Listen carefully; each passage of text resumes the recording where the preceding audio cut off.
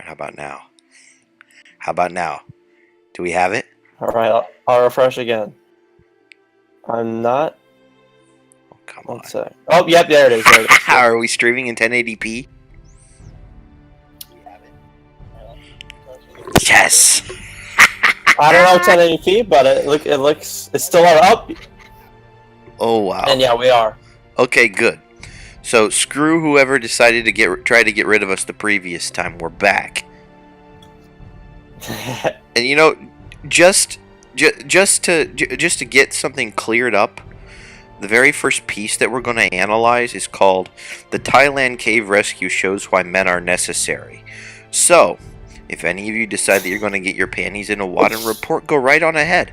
I'm just going to go and ask YouTube to reinstate the account, and like they did this time, they're going to do it again because there are some people in the YouTube censorship committee or what have you that are fair and balanced and unafraid or something. Yep.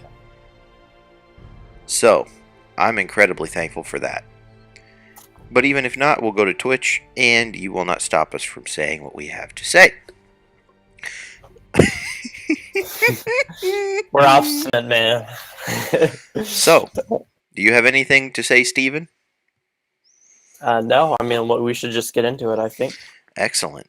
Now I just need to make sure that this is actually going to work because I wound up having to modify the screen captures for the previous thing. And seemingly I'm going to have to do another mod, but whatever. It's going to take me now a couple seconds to do that this time. So it'll be considerably easier than the previous time.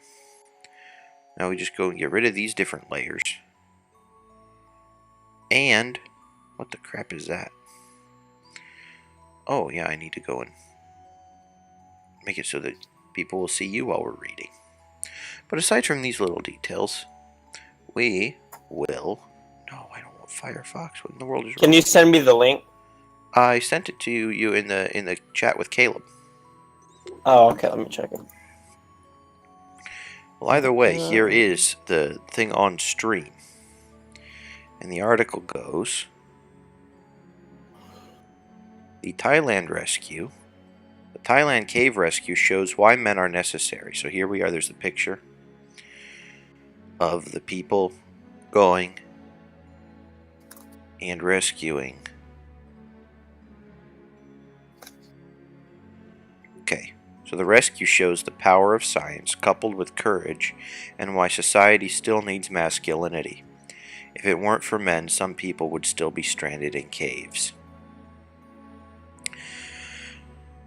And this is actually by Nicole Russell. So a woman wrote this article, just for all you people who say that men aren't, men's and women's voices are different. Well, there's a woman voice here for you. So if you still have a problem, well, too bad. I don't care. The rescue shows the power of science coupled with courage and why society still needs masculinity. If it weren't for men, some people would still be stranded in caves. Over the weekend, the rescue operation for the Thai soccer team and coach trapped in a cave in Thailand gained steam. By Tuesday morning, the United States woke up to the news that all 12 boys and their coach had been rescued. Since June 23rd, the boys and soccer coach remained inside the 6-mile Tom Long Cave, more than 4,000 feet below the Earth's surface, and 2.5 miles from the entrance of the cave. A photo of the Thai Navy SEALs, who largely remained with the team, has gone viral. Such is the world's admiration of, shall we say, that unique kind of badassery. The rescue has shown not only the power of science coupled with courage, but why society still needs men who have embraced their masculinity and aren't afraid of danger. Here's a picture from, it looks like Twitter. Thai Navy SEALs bless and thank you for your heroic efforts with this rescue of the wild boars. Hoo-yah! Thailand Cave Rescue and Thai Cave Rescue. And this was on July 10th at 6:10 p.m. This picture was posted. When the Thai Navy SEALs performed their rescue, officials tweeted, "All for Thai Navy SEALs came out safely. Hoo-yah, hoo-yah, hoo-yah." To quote a line from The Princess Bride, "We are men of action. Lies do not become us." The Thai rescue operation was no small task. Thus, why only the elite Thai Navy SEALs were up to executing it. More than 30 U.S. military personnel from the U.S. Pacific Command and at least 3 British diving experts also offered their expertise to aid the unit. And I also know that there was a Finnish diver involved with this as well, as they interviewed him on the news. I think it was actually the day of. 2 miles of flooded passageways separated the main entrance of the cave to the arena, or to the area where the children had been stranded. While wearing diving equipment and after swimming 2 miles to reach the boys, 2 SEAL divers accompanied one boy at a time all the way back. One SEAL led the boy along a fixed rope while carrying his oxygen tank, and the second SEAL followed behind. The SEALs made an 11-hour trip for each person. The Guardian reports, before the rescue effort took place, one of the elite's unit, former members, Saman Kunan, died of asphyxiation while delivering supplies to those stranded. The rest of the SEALs are said to be in good health, and the team and coach are recovering. When the SEALs rescued the stranded group, Thailand and the rest of the world applauded. The SEALs have earned this recognition. The rescue seemed to many to be nearly impossible. Anyone who can observe the terrain the SEALs faced and understand even the basics of the mission realizes the task took courage, selflessness, and skill. Yet to hear feminists talk, especially here in the United States, men are not only expendable, but unnecessary, even for such a time as this. The feminist movement has progressed from one of equality to entitlement, from one of encouraging women to get ahead to one of encouraging women to hate men simply because of their sex. The third wave of feminism doesn't just think they're as good as men, but that men are altogether unnecessary. It's even the subject of myriad book and article titles. Feminist Gloria Steinem was the one who popularized a spiteful phrase that now appears on t-shirts, buttons, and other paraphernalia.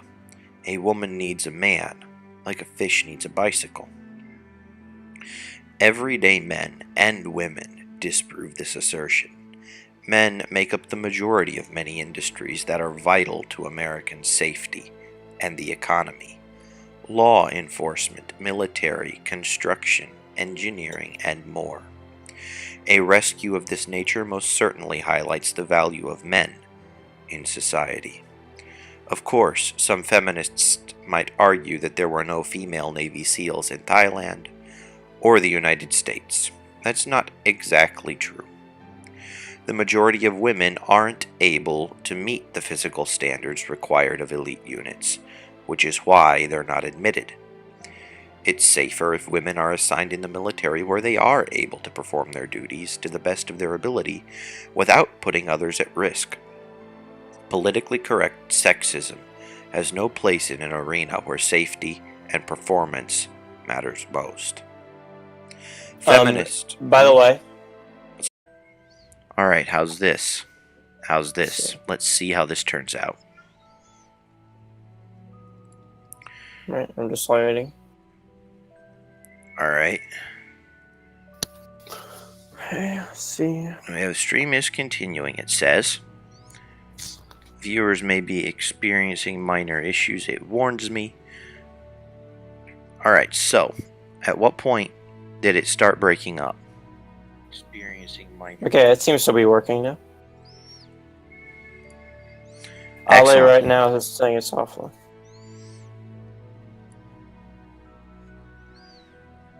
Alright, but it's working now. Good. Alright, so we're... Yeah. Alright, good, so we're going. I'm seeing a live feed. So we'll scroll back up here to the point I'll recap this just in case it didn't happen. So basically, Thai Navy SEALs made an 11-hour round trip to rescue all the soccer team members and the coach. One person died getting them supplies, and feminists, here we are. To hear feminists talk, especially here in the United States, men are not only expendable but unnecessary, even for such a time as this. The feminist movement has progressed from one of equality to entitlement, from one of encouraging women to get ahead to one encouraging women to hate men, simply because of their sex. The third wave of feminism doesn't just think that they're as good as men, but that men are altogether unnecessary. It's even the subject of myriad book and article titles. Feminist Gloria Steinem was the one who popularized a spiteful phrase that now appears on t-shirts, buttons, and other paraphernalia. A woman needs a man like a fish needs a bicycle. Every day, men and women disprove this assertion. Men make up the majority of many industries that are vital to American safety and the economy. Law enforcement, military, construction, engineering, and more. A rescue of this nature most certainly highlights the value of men in society. Of course, some feminists might argue that there were no female Navy SEALs in Thailand or the United States. That's not exactly true. The majority of women aren't able to meet the physical standards required of elite units, which is why they're not admitted. It's safer if women are assigned in the military where they are able to perform their duties to the best of their ability, without putting others at risk. Politically correct sexism has no place in an arena where safety and performance matters most. Feminists might help their cause more by allowing for some nuance within the movement. If they chimed in with the rest of the world and applauded men when heroism of this magnitude occurred, they might receive support. It would show they are not simply pro-woman, but pro-society, pro-children, and yes, even pro-men. Yet they refuse. In fact, they behave in ways that worsen these unifying and beneficial goals. The #MeToo movement, notwithstanding, many hardcore feminists spread harassment or rape rumors that later turn out to be false after ruining the lives of the accused, gather for marches in vulgar pink pussy hats, and offensively call for the end of men altogether. When women congregate publicly for a cause, they often whine, yell, and backstab. Of course, the Thai Navy SEAL rescue does not eradicate the need for women, nor does it mean men provide the answer to all the world's problems. It simply means men are necessary, indeed vital to society's safety and sanity. I can think of 13 people and likely dozens of family members who will be thankful for their whole lives that some men are men of action, bravery, and strength. So should we all. There's my wife over there. See, it reminds me of yesterday. I was just watching these kind of, I don't know. There's this YouTube channel called Soot House, and it's just they just find stupid things on the internet and then just commentate them. They'll find stupid discussion boards and read the comments and stuff. It's just funny. Mm-hmm. They were. Would you be able to turn your camera up a little bit? Yeah. Like that? That's much better. So yeah, it was. So they were there's two sides to the coin. There's the incels for the men. There's incels, and for women, it's the very extreme feminists but we're both basically are well, we don't need the other gender type thing. Let's just get rid of them. Well, are incels the ones that say we don't need them, or are incels the ones? No. Well, incels don't. They just hate them irrationally. Okay. Incels irrationally hate women. What was it? Men going their own way. Was that it? What? What do you mean? Men going their own way. The ones that say, okay, we've sworn off women. Maybe I don't know. I'm not. Yeah. I'm but not either way, there are these groups with idiot names and idiot ideas and so on. Right. And I was just, it's just interesting. Like, it seems to like in general. I don't know. They have something is like going wrong in their life. I think it's probably a parental issue. I think for the women, it's like having a shitty father, and for the men, it's just having a shitty mother. Something like that. And or for both, it could be having a bad father. Yeah, it could. Right. Or an absent father. Right. And then and it's just like, it's just these crazy ideas. Like, one was like, it would be safer for the world and like crime would be reduced if we just killed all men. And one was to say, like, oh, that's safer and yeah, pretty safe. Yeah, pretty safe. Murder half the people in the world. It's pretty safe for them, yeah. And half the people of everyone that gets born, because you're still going to wind up having. One of the other one's ideas was to gather up all the men and have them masturbate to death, and then preserve all the semen, so that and then kill all the men. Right? Oh, they kill them somehow. They masturbate to death. I'm not sure how. And then like starve themselves or something. I don't know. In the post, don't ask me. It was really wild. And then they save. So they whatever. They save the semen, and then any man that's born, they use that to fertilize themselves, and then any man that's born, they abort, and then so that's. I'm not like claiming like these ideas are like anything. Hopefully not mainstream, and definitely not good. No, they're horrible ideas, and they're not mainstream. But it's just these. I don't know. It's just to me, it seems like they're literal whack. Yeah, it's like, is that really what the ideas that are going through your head? Like, come on, man. Like, or woman, whatever. Come on. It just makes no sense to me. But I mean, I didn't know much about this stuff.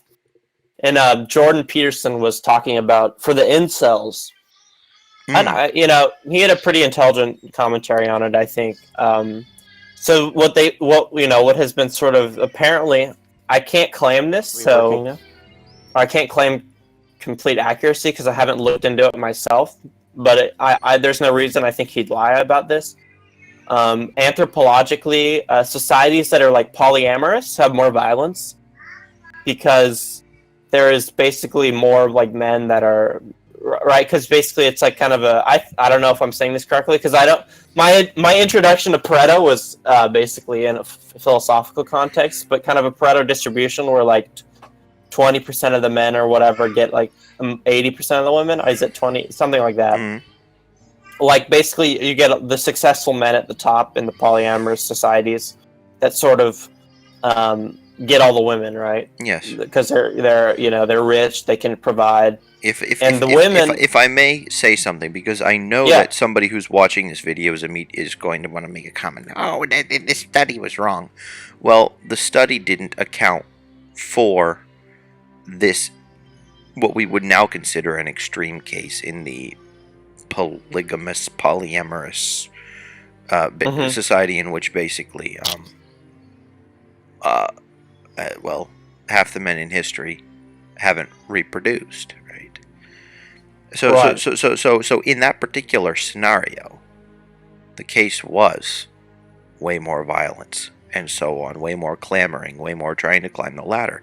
But now in societies where there are social safety nets and so on, the people that aren't getting any are actually less violent than the ones that are, but marginally so. And the ones and the ones that are stably married are less violent than the ones that aren't. But one would assume, and and this is not in the study, I believe, but one would assume that the incels that do have their needs taken care of by Big Daddy government are just lower testosterone. Something like that. But anyhow, please do continue. I just wanted to clarify that for any viewers that might have a problem. Well, that's good. And well, his sort of like the cultural norm of monogamy is good for Jordan Peterson's point was, in the end, it's good for like children, like to have a stable home life with two parents, because in a polyamorous society, you get kind of dissatisfied women because, well, yes, they get a taste of a very successful man, but they're also one of many, so they don't actually get like undivided attention. So that's not exactly the best situation for them, even though they do end up going towards the man is the best. And there was some word And they I have their forgot the material word. needs met, but then there are the other emotional Right, things that just aren't, because being part of a harem isn't the same as being one-on-one. right, and essentially, it was there was this phrase, I forget what it started with, a P, I think, and it was for women like to date across and up social structures, and essentially in these polyamorous societies, right? So they just look for the biggest fish, Yeah. and then And the biggest fish wind up getting a harem, and everyone else winds up having nothing. right, exactly. And so Jordan Peterson was that monogamy, hypergamy, exactly. I knew there's a P in it. Essentially, his point was that monogamy as a cultural norm, also when like is good for both like men.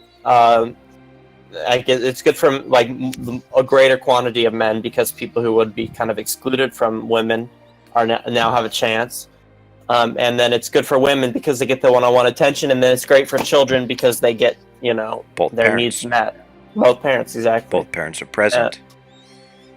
And it's just interesting to me that, like, I don't know, like it's really like it's really hard for me to, like, I consider myself like an empathetic person, so a lot of times I can see where people are coming from and like what their point is and why because sometimes people think crazy things, but there's like some modicum of like, okay, I understand why you're doing this, but like just hating the other gender and saying they don't need to exist on either side is like I mean, that's silly, right? That's like wrong. Especially as a natural mechanism, like naturally there are two genders and there's like a roughly 50-50 split, like for a reason. Like it's like really like it's against how like how nature is, right? It's really silly.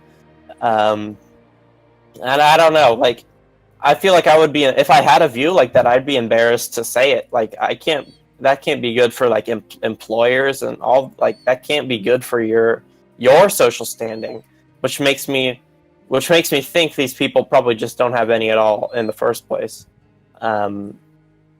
which is highly possible. But it's just, I mean, it's ridiculous, right? It's hard for me to even have any intelligent commentary on it because it's just like so ridiculous. Well, there are some people that make their way to the top that do have these kinds of views.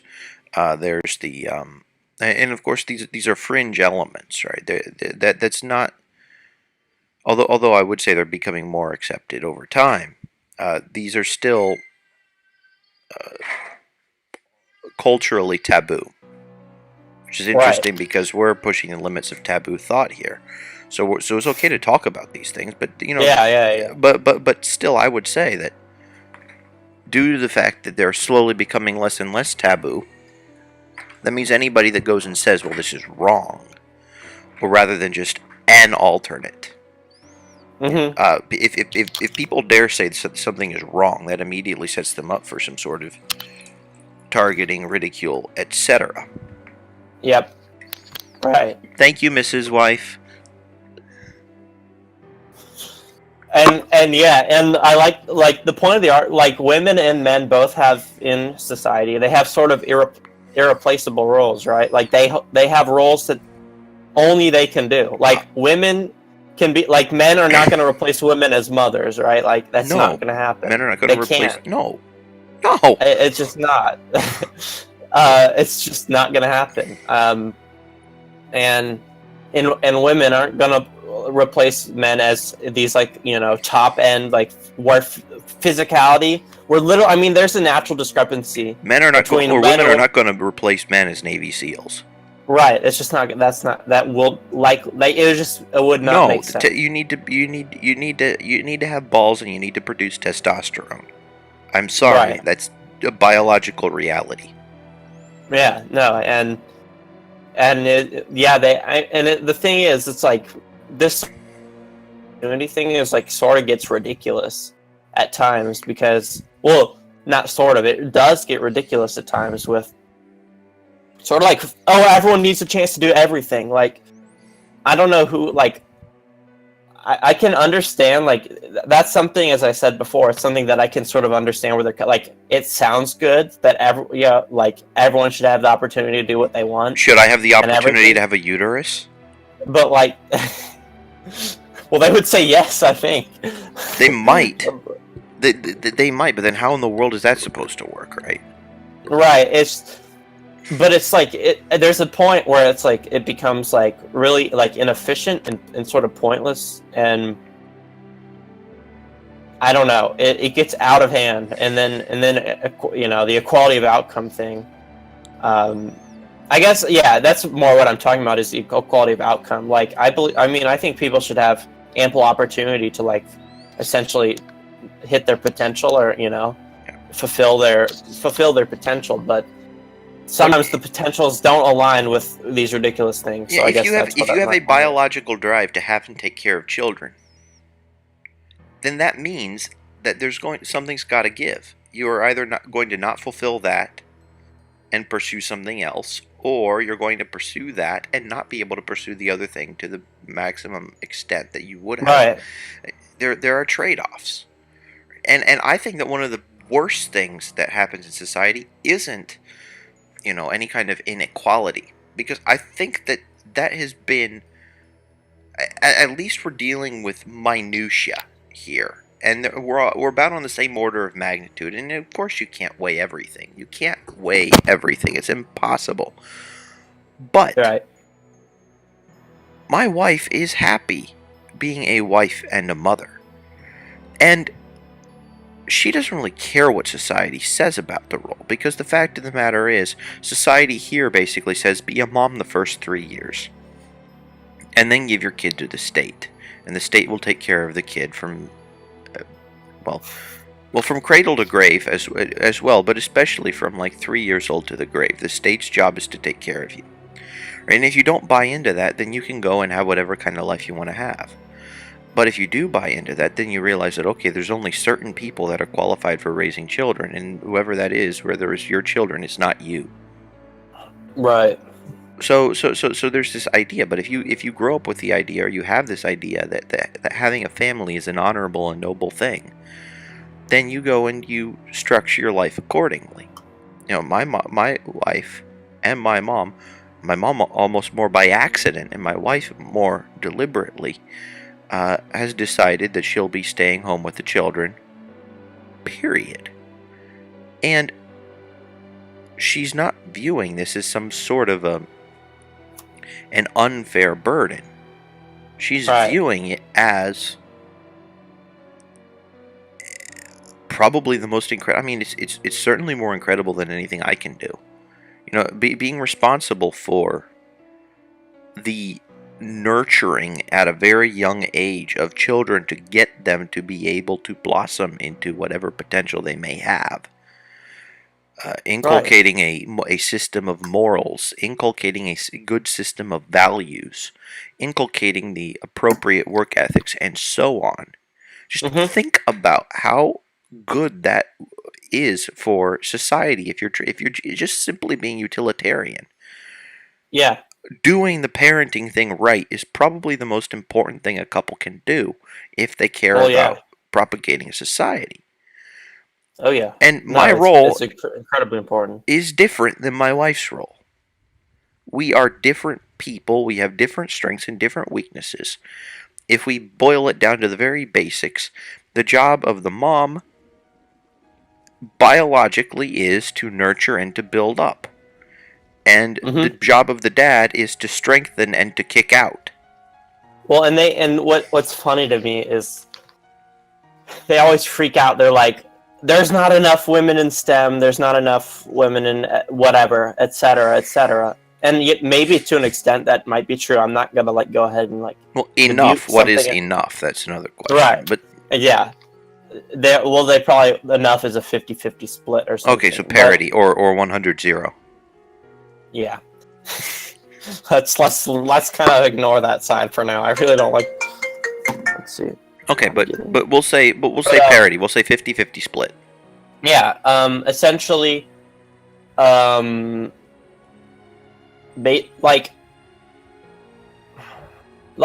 so and what they found, right, is that naturally women are more drawn towards nurturing, caring role, like careers. They're going to become a nurse. They're going to become a teacher.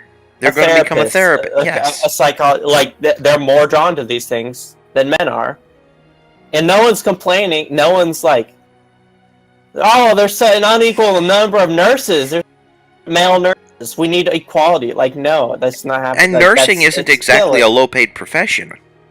No, it's very nicely paid. Very well paid. Nursing, you can wind up having a single income nurse bringing in the bacon for an entire family, assuming that you don't have the financial structure of an idiot. I mean, it's like what you make in the upper, 50. Let's say you start out making like 50 to 70,000. I mean, what kind of family of like 8 can't live off of that? Right. Exactly. And then it's inflated. In the coastal cities, well, you wind up making more. So either way, it's about the same kind of thing. It's upper middle class lifestyle. One income. I mean, especially and generally, you have dual income house. Generally, I feel like let's become the norm.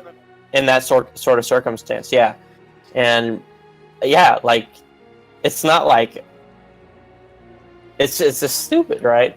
And there's no one on the other side, because it's silly to be like, there's not enough men in nursing. Like, women, first of all, like with you follow things. It's sort of like your natural instincts sort of like latently guide you throughout your life to do certain things that like will satisfy you the most, right? Like will give you the most fulfillment. And for men, often it is something that like it's striving, right? It's something competitive. It's something with testosterone. It's something that like they need that thing to be proud about and stuff. And with women, it's often nurturing. It's very latent, very ingrained sort of biological tendencies that should not just be like stepped over and be like, oh, well, those don't matter. Like they matter a lot. Like, in fact, for each respective gender to like maximize their fulfillment, they should probably listen to those at least a bit, and etc. And there's like the women in STEM thing. Like at the university my parents teach at, like there's like my women, like if you're a woman going into a woman going into engineering, you get like you could easily get a scholarship, etc. and like etc. And in this very like there's scholarships specifically for them. There's the booby scholarships. It's just the thing that you get, or the vagina scholarship. The things that you get for having particular anatomy, those exist. Yeah. And there's scholarships for people of all different skin colors, all different it's there. All that stuff exists. Minority scholarships, like which is funny because there's no Asian minority scholarship, right? Like they're not getting scholarships for being Asian. No, they're getting the shaft. Yeah, they're getting the shaft, exactly. Even though they are a minority who's been oppressed, right? Like technically, like Chinese Exclusion Act, like the internment camps for Japanese people, like. It's not like they haven't had their share of like fuckery. Essentially, but because they're successful, it's like, oh well, we ignore them and then literally, hold them down, like Harrison Berger on them, kind of. And I don't think that's ever been used as a verb, but anyway, it's like it's ridiculous. I mean, it's ridiculous. and it's incredible how it's like so widely. To me, it's incredible that it's so widely accepted and just like not like obviously wrong to a lot of people. I don't know. Well, it all boils down to the idea that equality of outcome should be ensured. Right. And the reason I think that people like that is the people that are on top, right? They like to be a little bit higher than the rest because they like it, but lots of them feel guilty. Mm-hmm. Lots of them actually feel guilty because many societal pressures go and say, okay, better to give than to receive, which is very true because if you're giving, you will become more wealthy because you're giving value and then receiving less than what you give in return. But if you continue giving more and more and more and more and more and more and more and more and more, well, you're definitely going to get something back. But you wind up having people all over the place setting guilt trips for these people. So you can get them to be okay with that, or at least being okay with taxing their salaries, but maybe not, capital gains or things of that nature. And then you wind up getting the people beneath whose monkey brains are screaming and dying for oxygen at the bottom of the social hierarchy, who feel unable to climb, right? And so the natural emotional reaction is say, pull us up, pull us up, pull us up. Or pull these other people down because we can't stand the idea of looking up and seeing them. Wherever the totem pole is, cut it off right at my head level. Yeah. So right. so I think that it's a general emotional thing. And ultimately, and maybe I have a wrong kind of view on this, but I think that educating people on economics and having as free a society as possible will allow for the people that want upward social mobility to be able to do things. Yeah. But that involves, part of the education involves character education. And unless you get that, unless you get the, I'm going to push for this, I'm going to persevere, I'm going to do this, unless people have that right attitude, they're going to give up.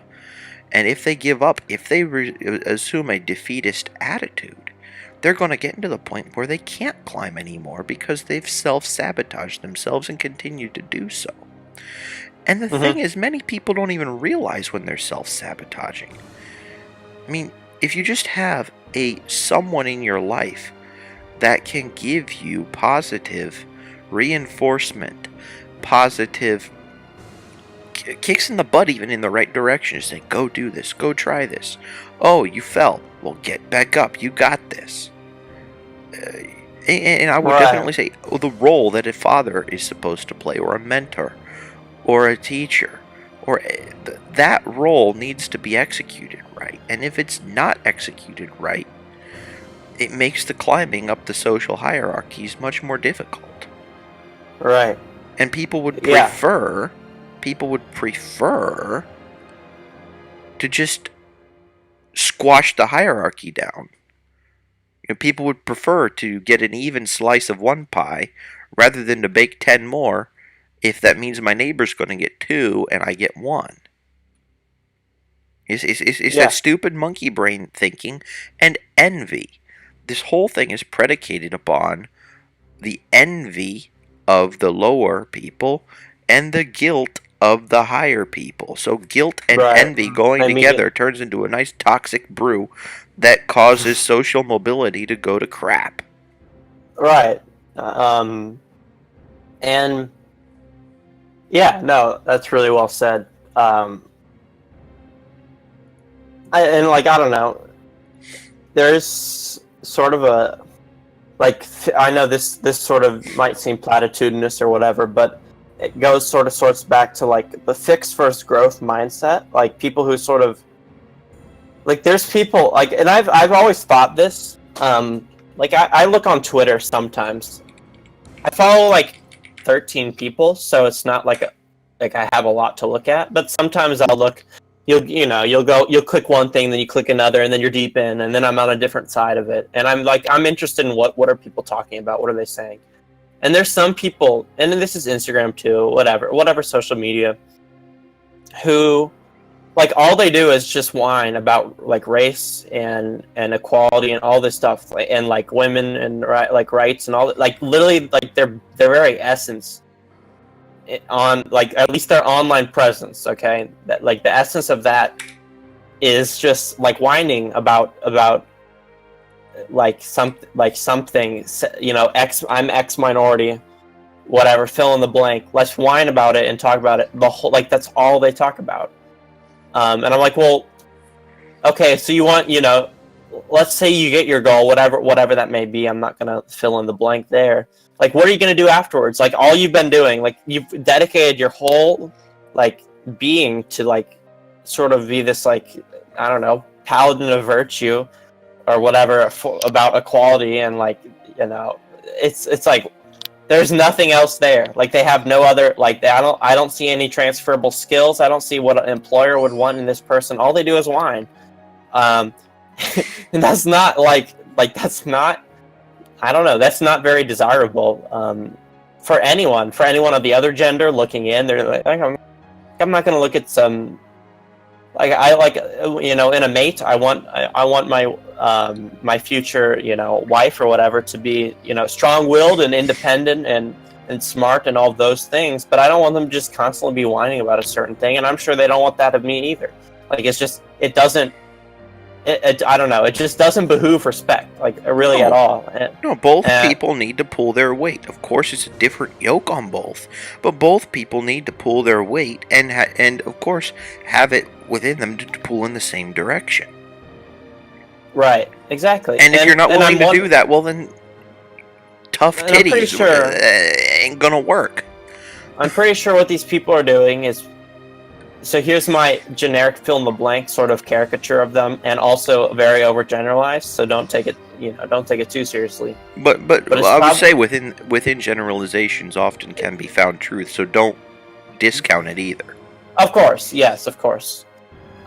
See the nuance, right? But essentially, it's probably some, you know, it's X minority, right? Whatever's been, but probably not, likely not Asian. And essentially, they probably have some. They're going to university. I'm assuming. A lot of them job. But a lot of them are in university doing some gender studies, some liberal arts, like, you know, underwater basket weaving type degree. And obviously this is like, obviously I don't look very positively on this, so this isn't going to be a perfect objective, like, oh, they're, you know, no, like, I'm going to make fun of them a bit, but yeah, so underwater basket weaving, like, probably what they do in their free time is just browse social media and like watch stuff. Like, they're probably not getting out there and exercising a lot, like, whatever. They just sit around and complain, like, that's like literally their being, and they're not doing some hard degree, so they have more time to sit around and just do, like, you know, like, I don't see any like sustained like I don't see any like sort of effort to like improve themselves, etc. And if you have these goals, and let's say you have these sort of let's say you have these goals, you know, to change society, right? At whatever, like that, you care about this and whatever, regardless of if you're right or wrong, you want to change something, right? Well, like, then in my opinion, what you should do is like really try to make yourself stand out and like make yourself sort of a, you know, politically powerful in some way by like increasing your skills and increasing your importance, and people will start like following you and stuff like that. Like it in the end boils down to improving yourself in some way that makes people will actually listen to what you're saying, because it's like, I mean, I'm not going to listen to some guy on the street more than I'm going to listen to like my dad, who's, you know, a professor and really brilliant. That sort of thing. Like Jordan Peterson has a voice, right? Because he's, you know, he says a lot of pretty intelligent things, and he's obviously well spoken, and he's like socially quite high up. Like, you need to, like, before you do the complaining and trying to change the world, like, you should probably put yourself in a place of power first. Well, I mean, he looks like Mark Harmon. He talks like an intelligent person. He's been a professor for years.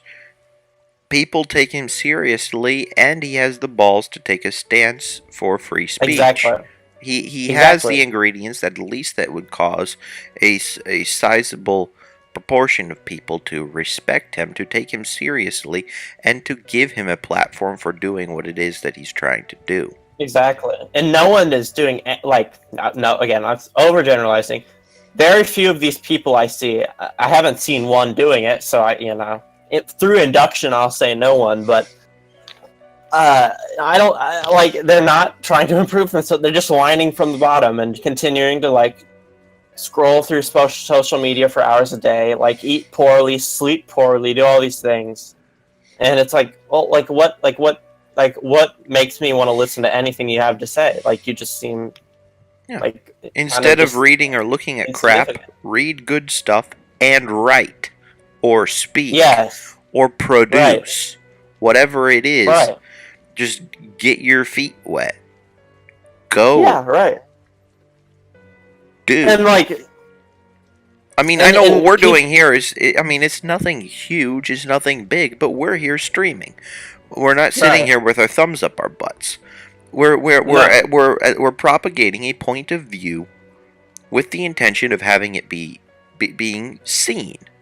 Now, whoever sees this, I mean, I don't know how many people will, but we're doing something, and of course, we're going to improve over time. I'll bet we'll look 2 years back and say, "What in the world were we thinking here?" But we won't get to the point 2 years from now unless we're doing the point now. Yeah, right. You don't get to Rome was not built in a day. You continue to improve yourself. Go millimeter at a time if necessary. And you know, all of these platitudes, all of these cliches. These cliches. The journey of 1,000 miles begins with a single step. Yeah, and then another, and then another, and then another, and then another, and then you stop thinking about the 1,000 miles and you do what you can. Right. Exactly. And it's not. There's no doing involved with this stuff. It's just whining. Like, it's like no one. My parents, because when I was a little kid, I was quite the whiner because I was really verbal. So when I didn't like something, I'd complain. And my parents bought a sign, and it's like made of wood. It's like carved in wood. It says "No whining." That's excellent. Excellent. It's just on the shelf. It's like no whining. But yeah, whining just doesn't like. Because complain like whining. I'm gonna go into semantics a little here, but because someone might construe that like, well, what should I just not stand up for what I believe in? Like, well, no, but whining at its essence it's coming from a position of weakness and of unwillingness to do anything yourself. It's like complaining in a way that's like really like weak, like as you say, a point of weakness, and like sort of just annoying, right? Like it's like, oh, they're like, it's like nagging, whining, like these words that are just like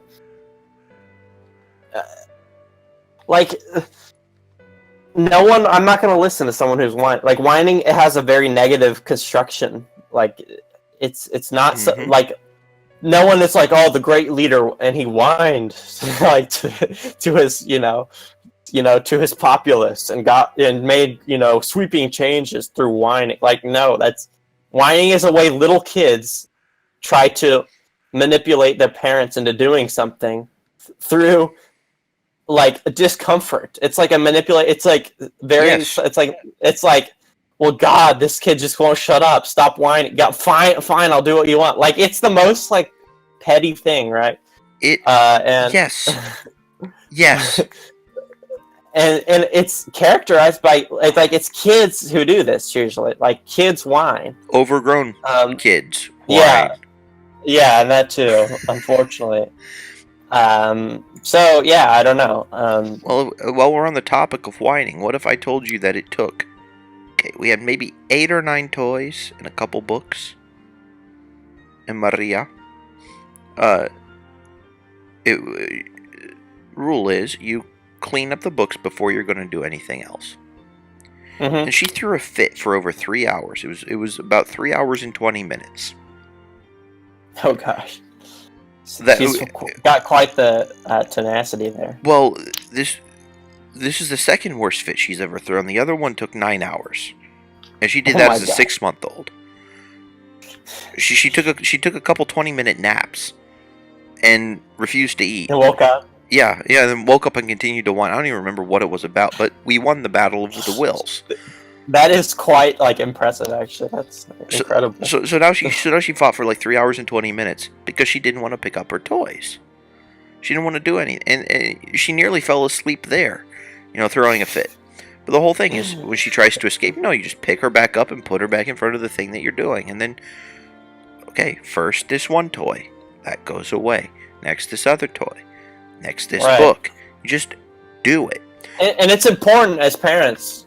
Like this leads to a great point, to not give in to whining. And as society, if we would have given in to whining, I don't care that she's only a year and 9, 10. It would get ridiculous. Because she obviously shows like much more like will than like your average kid that age. They're not gonna sit like most kids are gonna cry for like 10, 20 minutes, and they're gonna forget, and they're gonna finally like give in.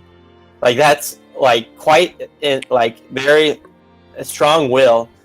Like, and if you gave into that, like that type of person will take advantage. Like, yes, like that sets a precedent. That sets a precedent. That says, I know that I can whine for 3 hours, and if I whine for 3 hours, then that sets the stage for whining up to 3 hours every time. At any given time, yeah, right. You have to, and every single time it comes up, it doesn't matter how convenient it is. As a parent, you need to hold your ground. No. Right, or get that's why my parents got the sign: no whining, no whining. Yeah, no whining, and it's crazy. But the fact of the matter is, it is necessary. But the rewards also come, because you still wind up having a kid with tenacity. I mean, the tenacity doesn't go anywhere. No, that doesn't disappear. But it's just directed more beneficially. It's not going to work in this situation. I'm not going to use my tenacity to try to get out of doing something. Instead, I am going to become even more driven for the right things. And if that gets channeled from a young age onward, then a child can be self-directed, capable of accomplishing a lot. These are the prerequisites for being able to do big advancements in homeschooling with minimal difficulty.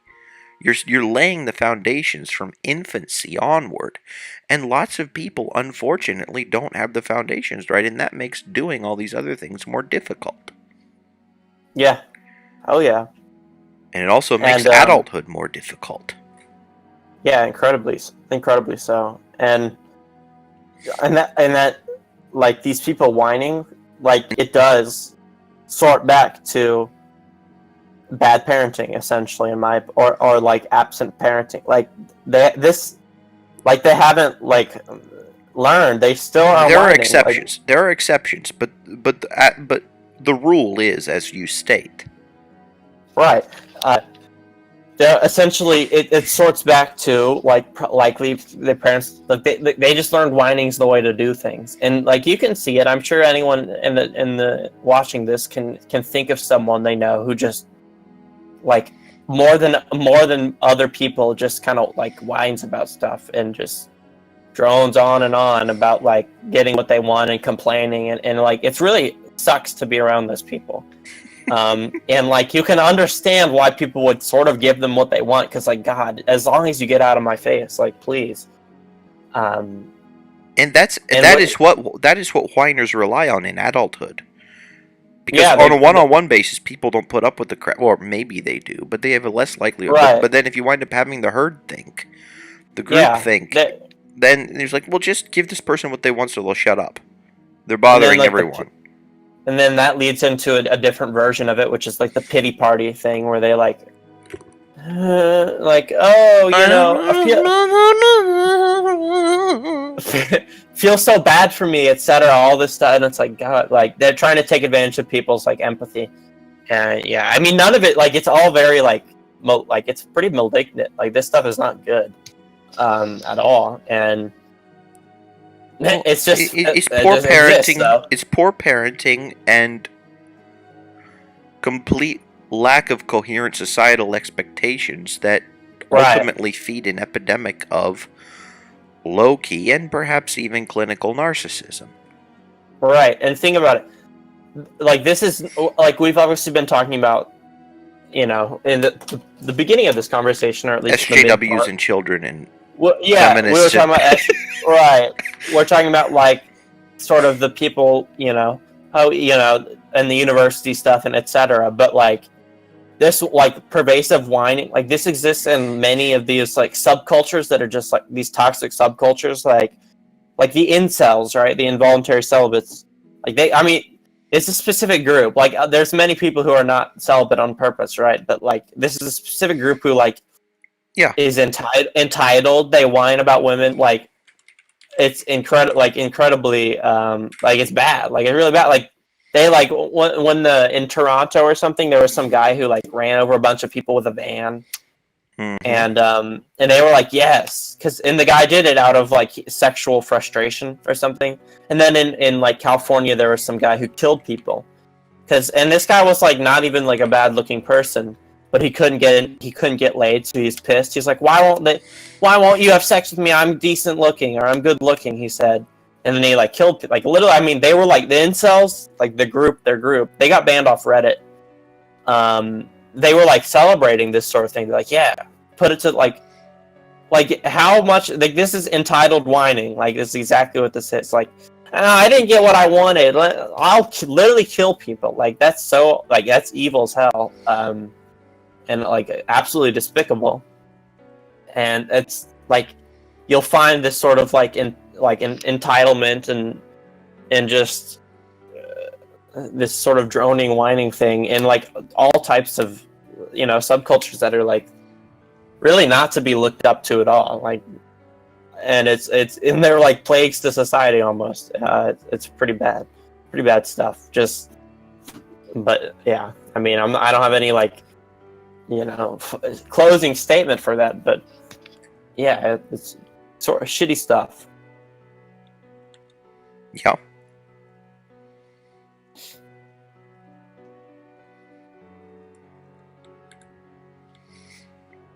And this is not to be misconstrued with, like, for example, there's whining, and then there's, like, getting a change there, because you can make a change without as, like, incredible power as well. Like, think of, like, the civil rights movement. Like, Mm-hmm. they got a change that was necessary, and they did it in a way that was powerful and yep. I mean, it's incredibly Mm-hmm. it's something to be looked up to, right? Mm-hmm. Like, Martin Luther King and, like, the walks and all that stuff, the boycotts. Like, they did it with much more intent and much, like, fewer resources.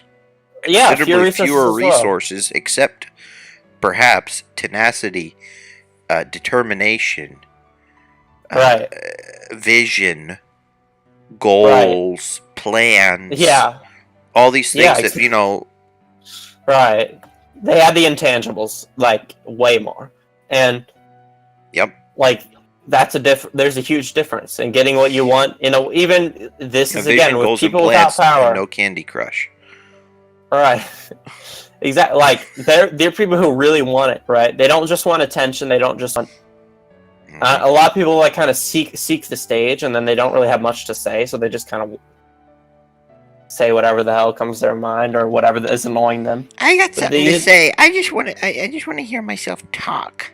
This is all it is. It's just all about me and me. I'm not gonna bring anything to anybody else that they could actually use.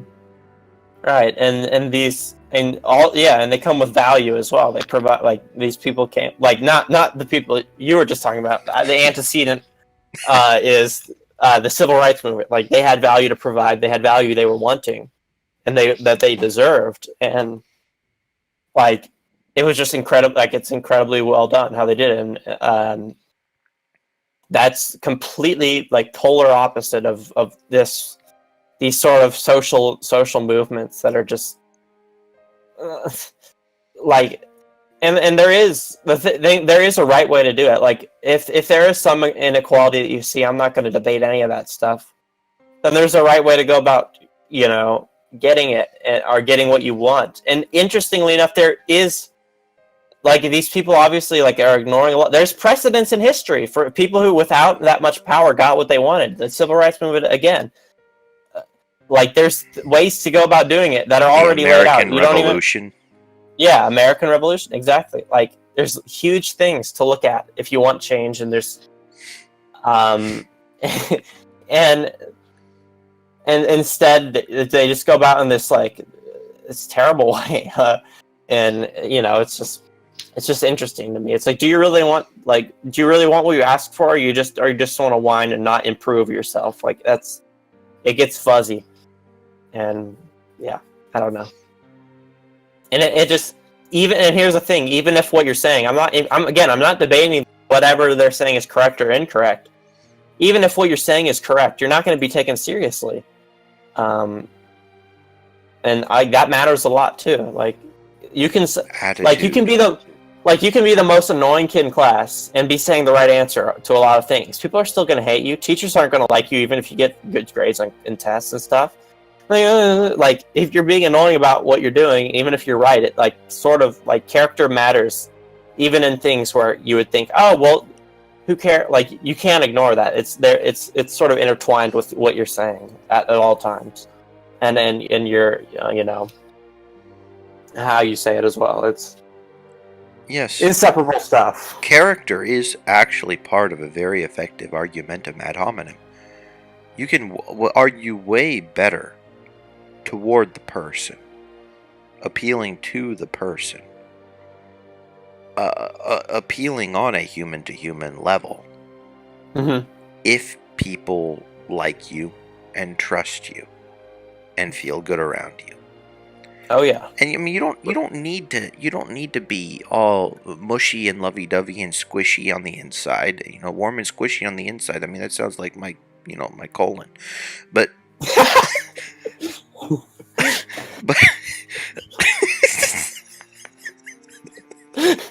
I'm sorry.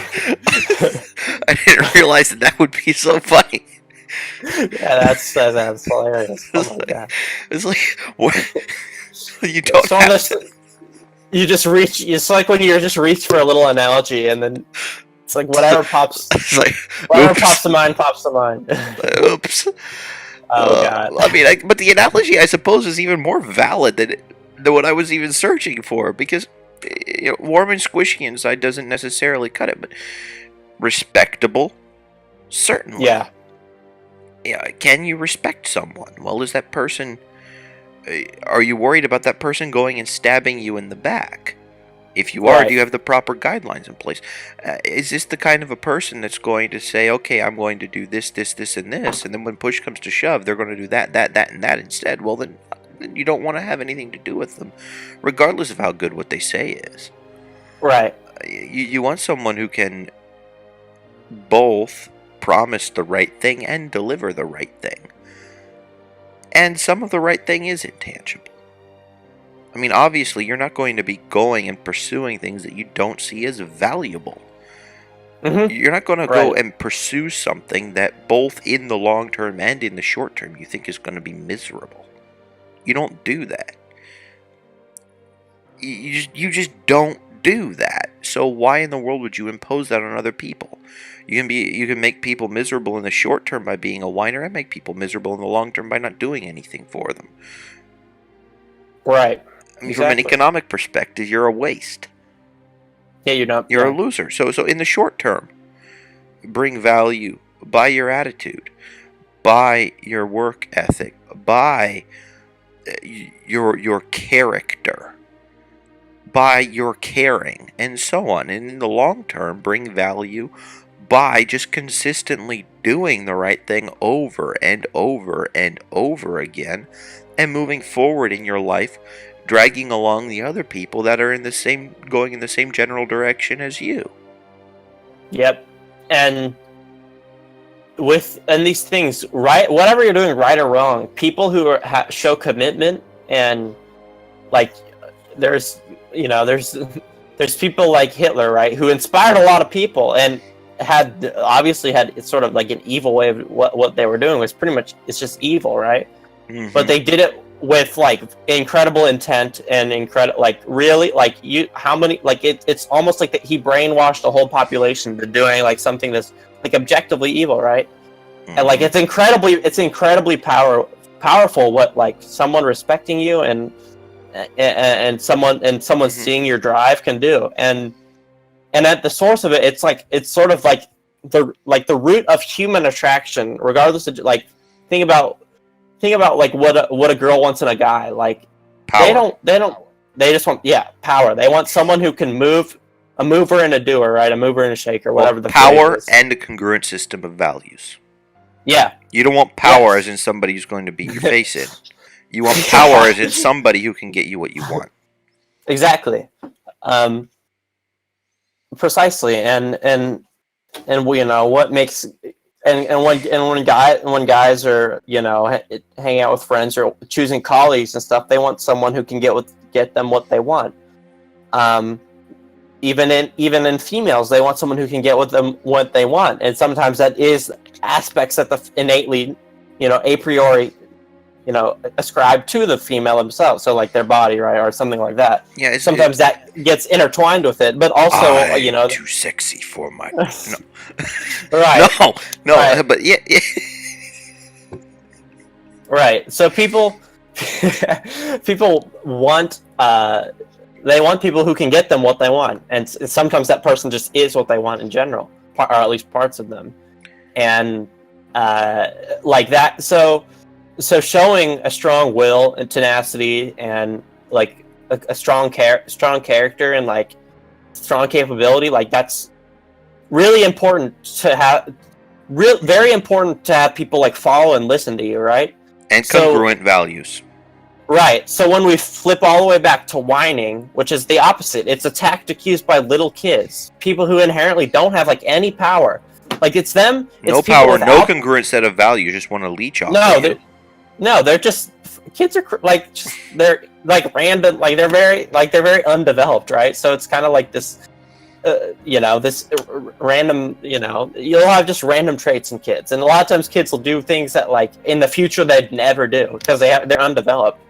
So like you're taking a tactic from like this undeveloped person who is without power, who is trying to use tactics to get what they want in like the most rudimentary way. Like, oh, I'll just whine, like brute force tactics. Like I'll just annoy them to death. Let me just get what I want through that. Like no one's gonna respect that. Like inherently, the model you're basing this off of is not to be respected, right? Like no one's like, oh, I really look up to that 6-year-old over there. He really made his mom buy him that toy. That's wow, that's commendable. Like no one says that.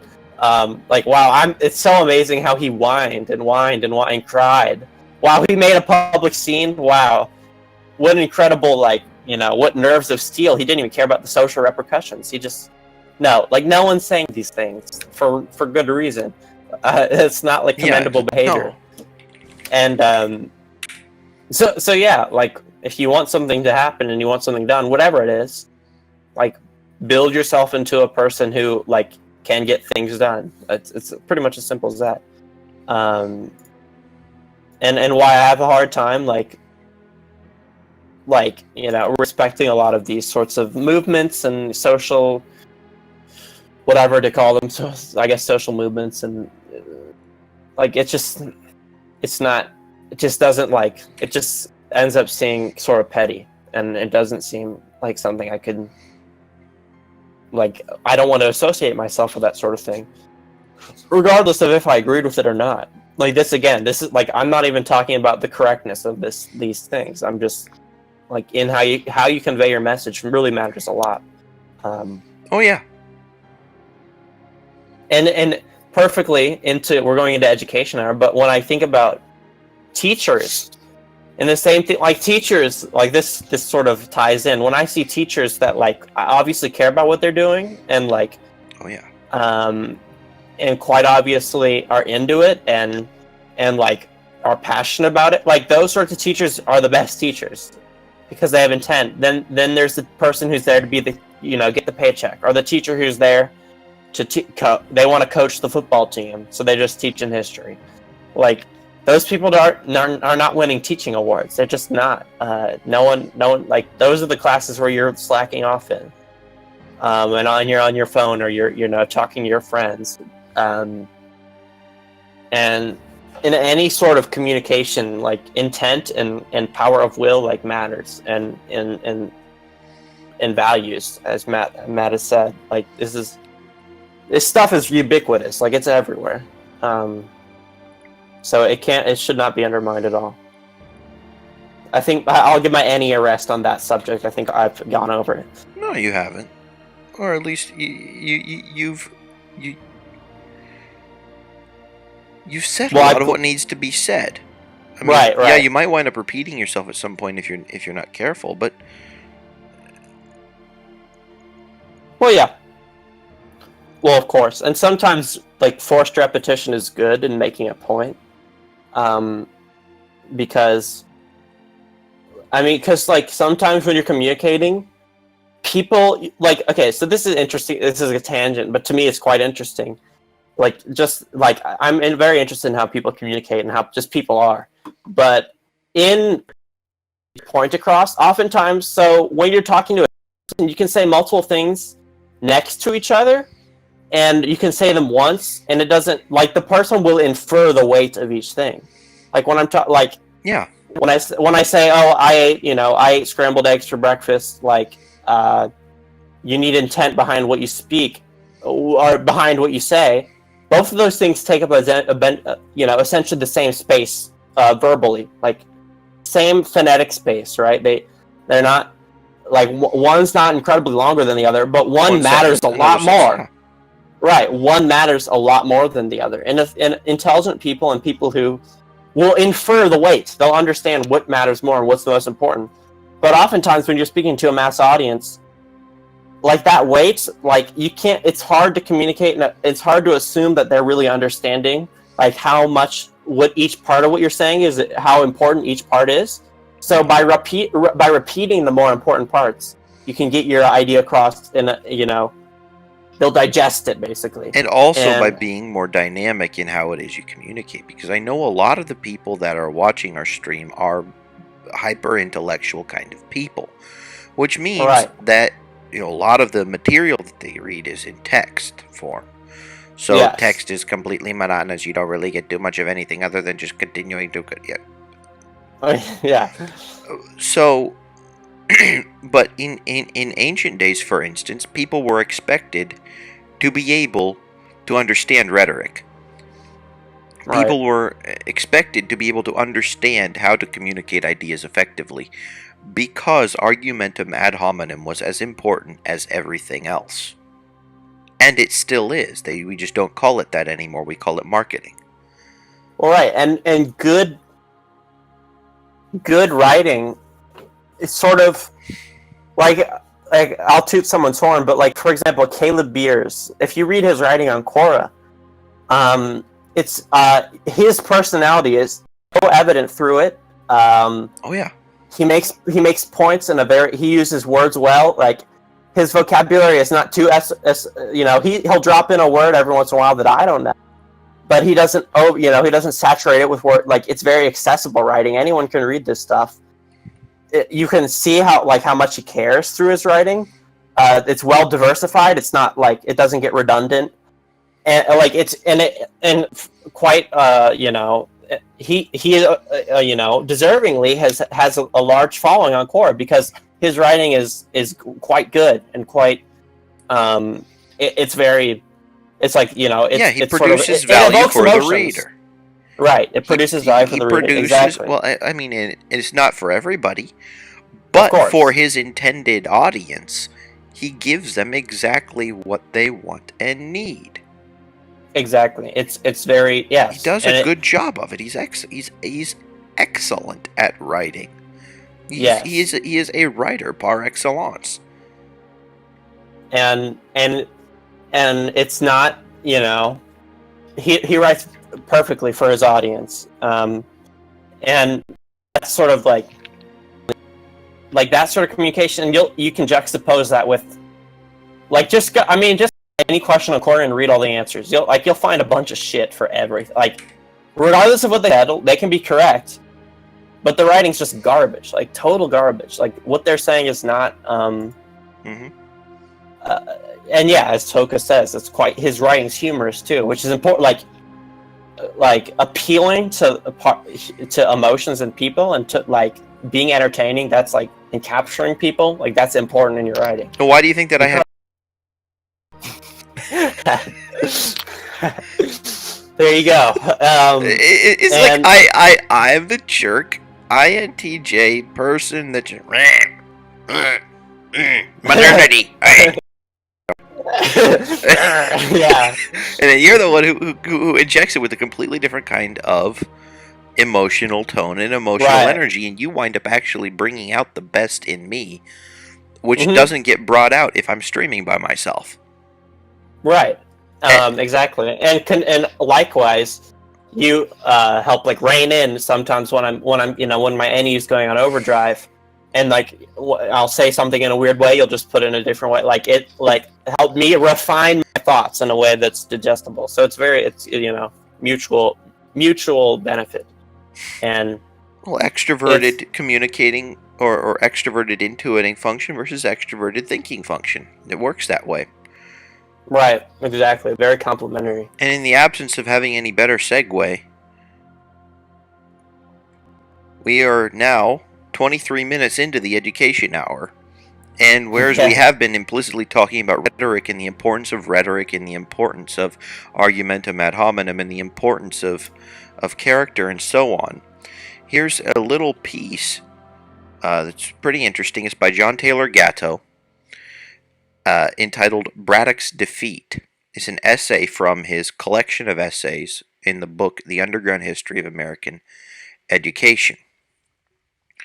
Unless you're a professional sports addict and know that Joe Montana, greatest quarterback of the modern era, I'll say debatable now that Tom Brady exists, but whatever, went to Waverly School in Monongahela, or that Ron Nakai, only man in modern baseball history to strike out every batter on the opposing team for a whole game, did, 2.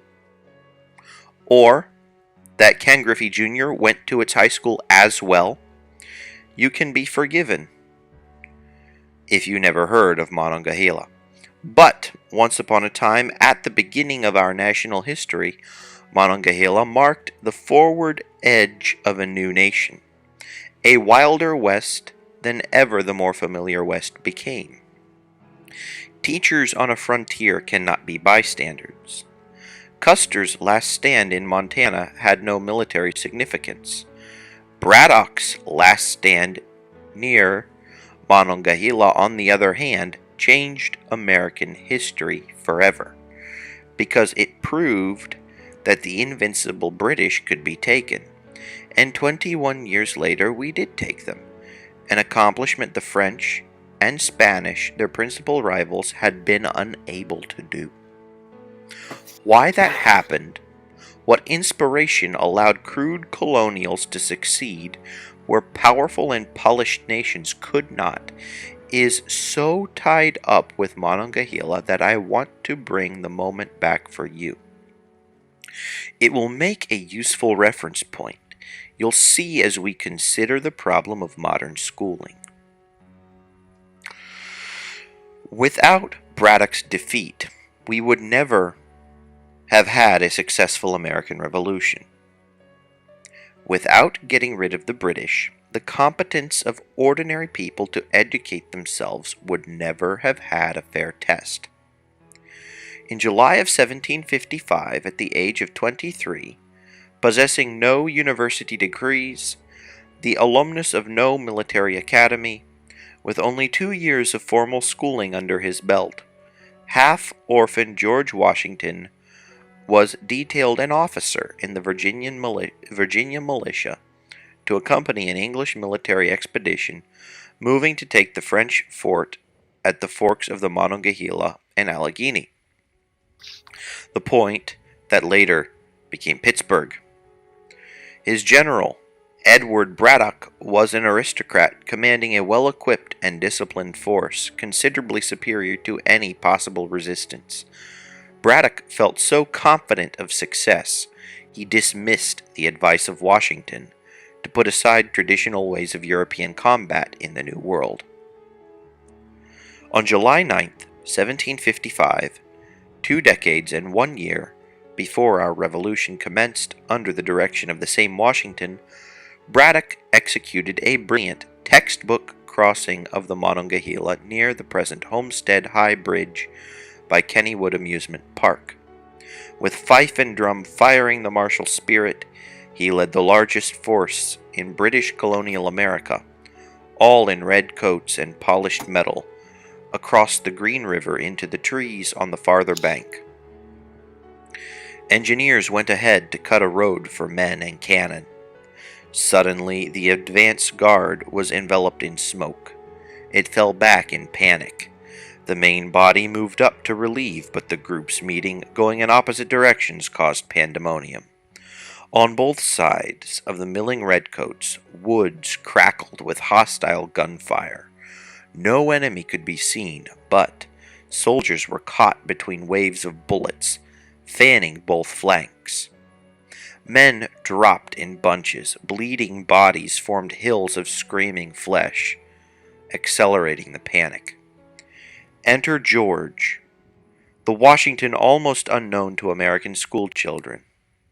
Making his way to Braddock, he asked permission to engage the enemy wilderness fashion. Permission denied. Military theory held that allowing commands to emanate from inferiors was a precedent more dangerous than bullets. The British were too well trained to fight out of formation, too superbly schooled to adapt to the changing demands of the new situation. When my grandfather took me to the scene of that battle years after on the way to Kennywood, he muttered without explanation, "Bums couldn't think for themselves." Now, I understand what he meant. The greatest military defeat the British ever suffered in North America before Saratoga was underway. Washington's horse was shot from under him, his coat ripped by bullets.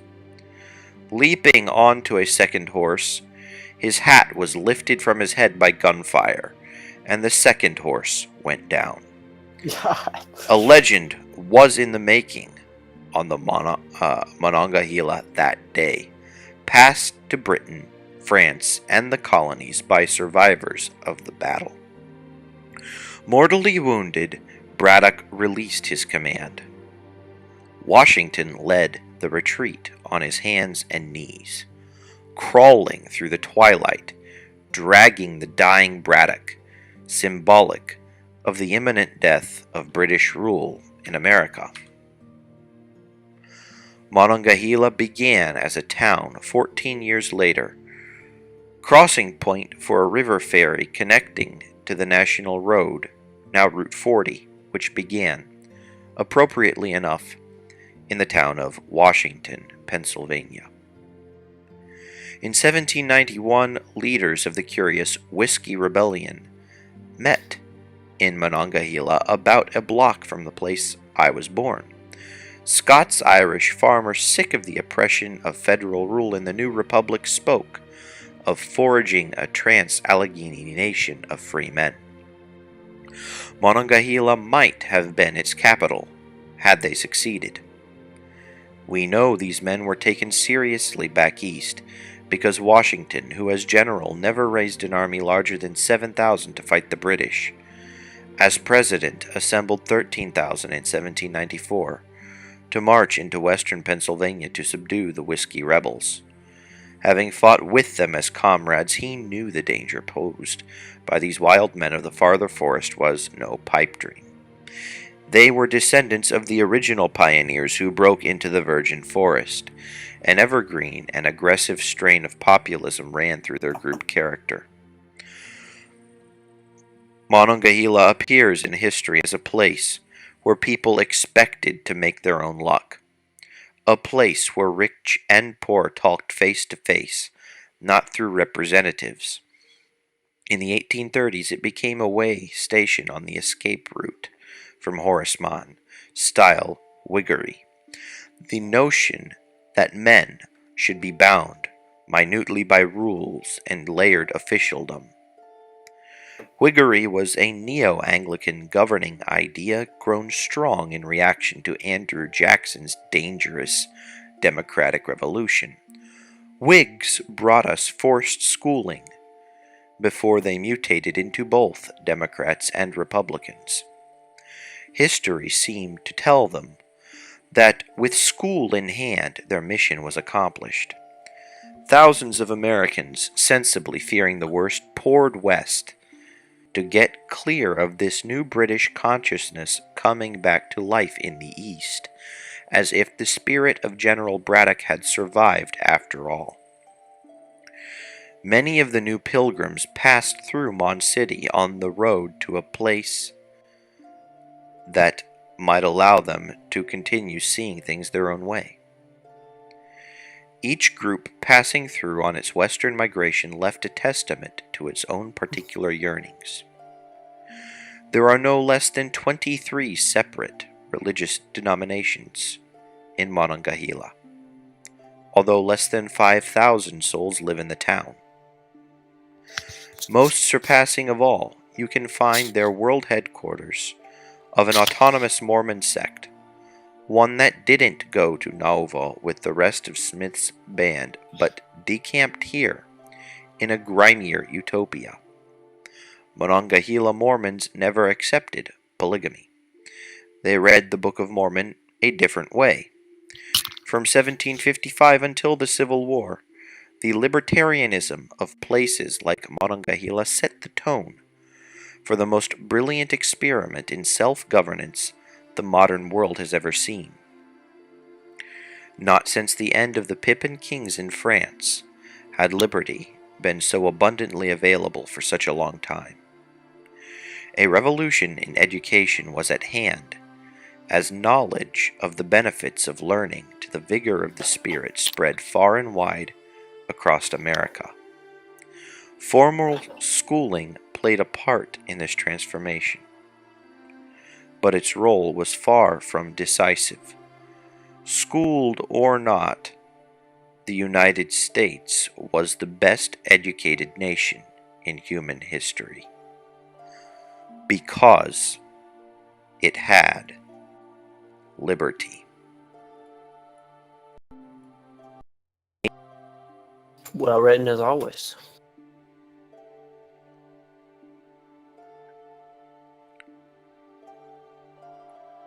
I think that the idea that people need a pedagogue to teach them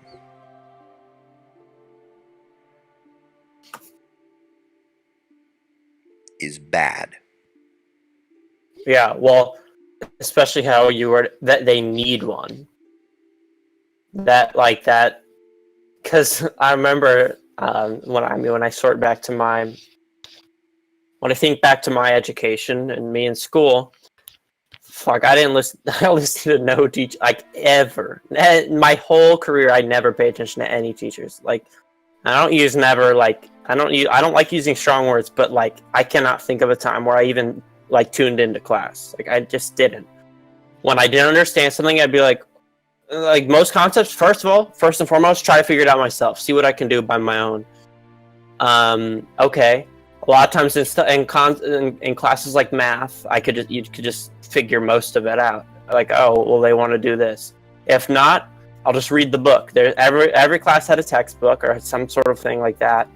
I just read it, and I'd be like, oh, okay, now I get it. It makes sense. It's like, because some things can't be intuitive, right? Like you have to have some introduction. And I'd just read the book, even while my classmates were like, I don't get it. Doesn't make sense. What are we doing? Like, the teacher's so bad. Like, they're not opening their book at all. They're not trying to like look into it themselves at all. There's like no effort. Like, it's the idea that you need a teacher, and it's like, and then of course to them I seem like some weird, just like, what the hell is this kid doing? You're a freak. You're learning outside of the right of the yeah. generally understood paradigm of education. Exactly, and it's like. And the thing is, and I'm like not even like I was not taking full advantage of like my circumstance. Like I could have really been pushing my education, and really gotten ahead. I mean, if you have And I was university professors as parents, you can go to the university libraries and just chill. right, exactly. And but I was, and I was. This is me. Simply like, all right, I hate doing this work. Let me just get out of the way. It wasn't me like I'm passionate about learning. I really want to learn this. Like no, and I still got lots of work covered, and I got good grades. Just like I got good grades, and I did really well in standardized tests and stuff because I still learned the stuff. Well, standardized tests are a joke. Yeah, and that too, of course. Unless you explicitly have trouble taking tests, which is a legitimate thing, having nerves or test anxiety. Yeah. Standardized tests compared to short essay, short answer, oral tests, explain this to me kind of things. Standardized tests are a joke. Oh yeah, completely. But I use it merely as comparative to like the rest of the population. Yeah. Well, I mean, if an educated ape with a pen can get a 25%, there's something wrong. I think they get like a 13 on the ACT. I know a girl who got a 15. That's like literally 2 points higher than a monkey, an actual monkey. And then she got involved in a multi-level marketing scheme. Oh. And then she's like, "It's not a pyramid scheme, guys. It's not." It's like, well, what is it? It looks like a pyramid to me. I think about how it works. But no, yeah, that's. but anyway, I'm not gonna get into that. Not gonna get into that. Horrible. Yeah, dropped out. She went to college, like some state school, not state school. Yeah, it actually was like another state school, not the same one I'm going to. Was paying full price, dropped out. Multi-level marketing scheme. No idea what she's doing now. I think something with like, making a living laying down on her back. No, not quite. It's like, what do you call it? Like, it's like when you put the initials on like T-shirts and like these phrases on T-shirts. It's like T-shirt printing. Yeah, something like that. Like making and not just T-shirts, like different stuff. Like so she like works for a company like Teespring or something. Monogram. Okay. It's like I don't even know if she works for a company. I think, but I mean, she has a rich family. Okay, so she can be subsidized if her monogramming of T-shirts doesn't. Right. Well, and in the process of doing the monogramming stuff, she can be like, she has enough capital to start up already.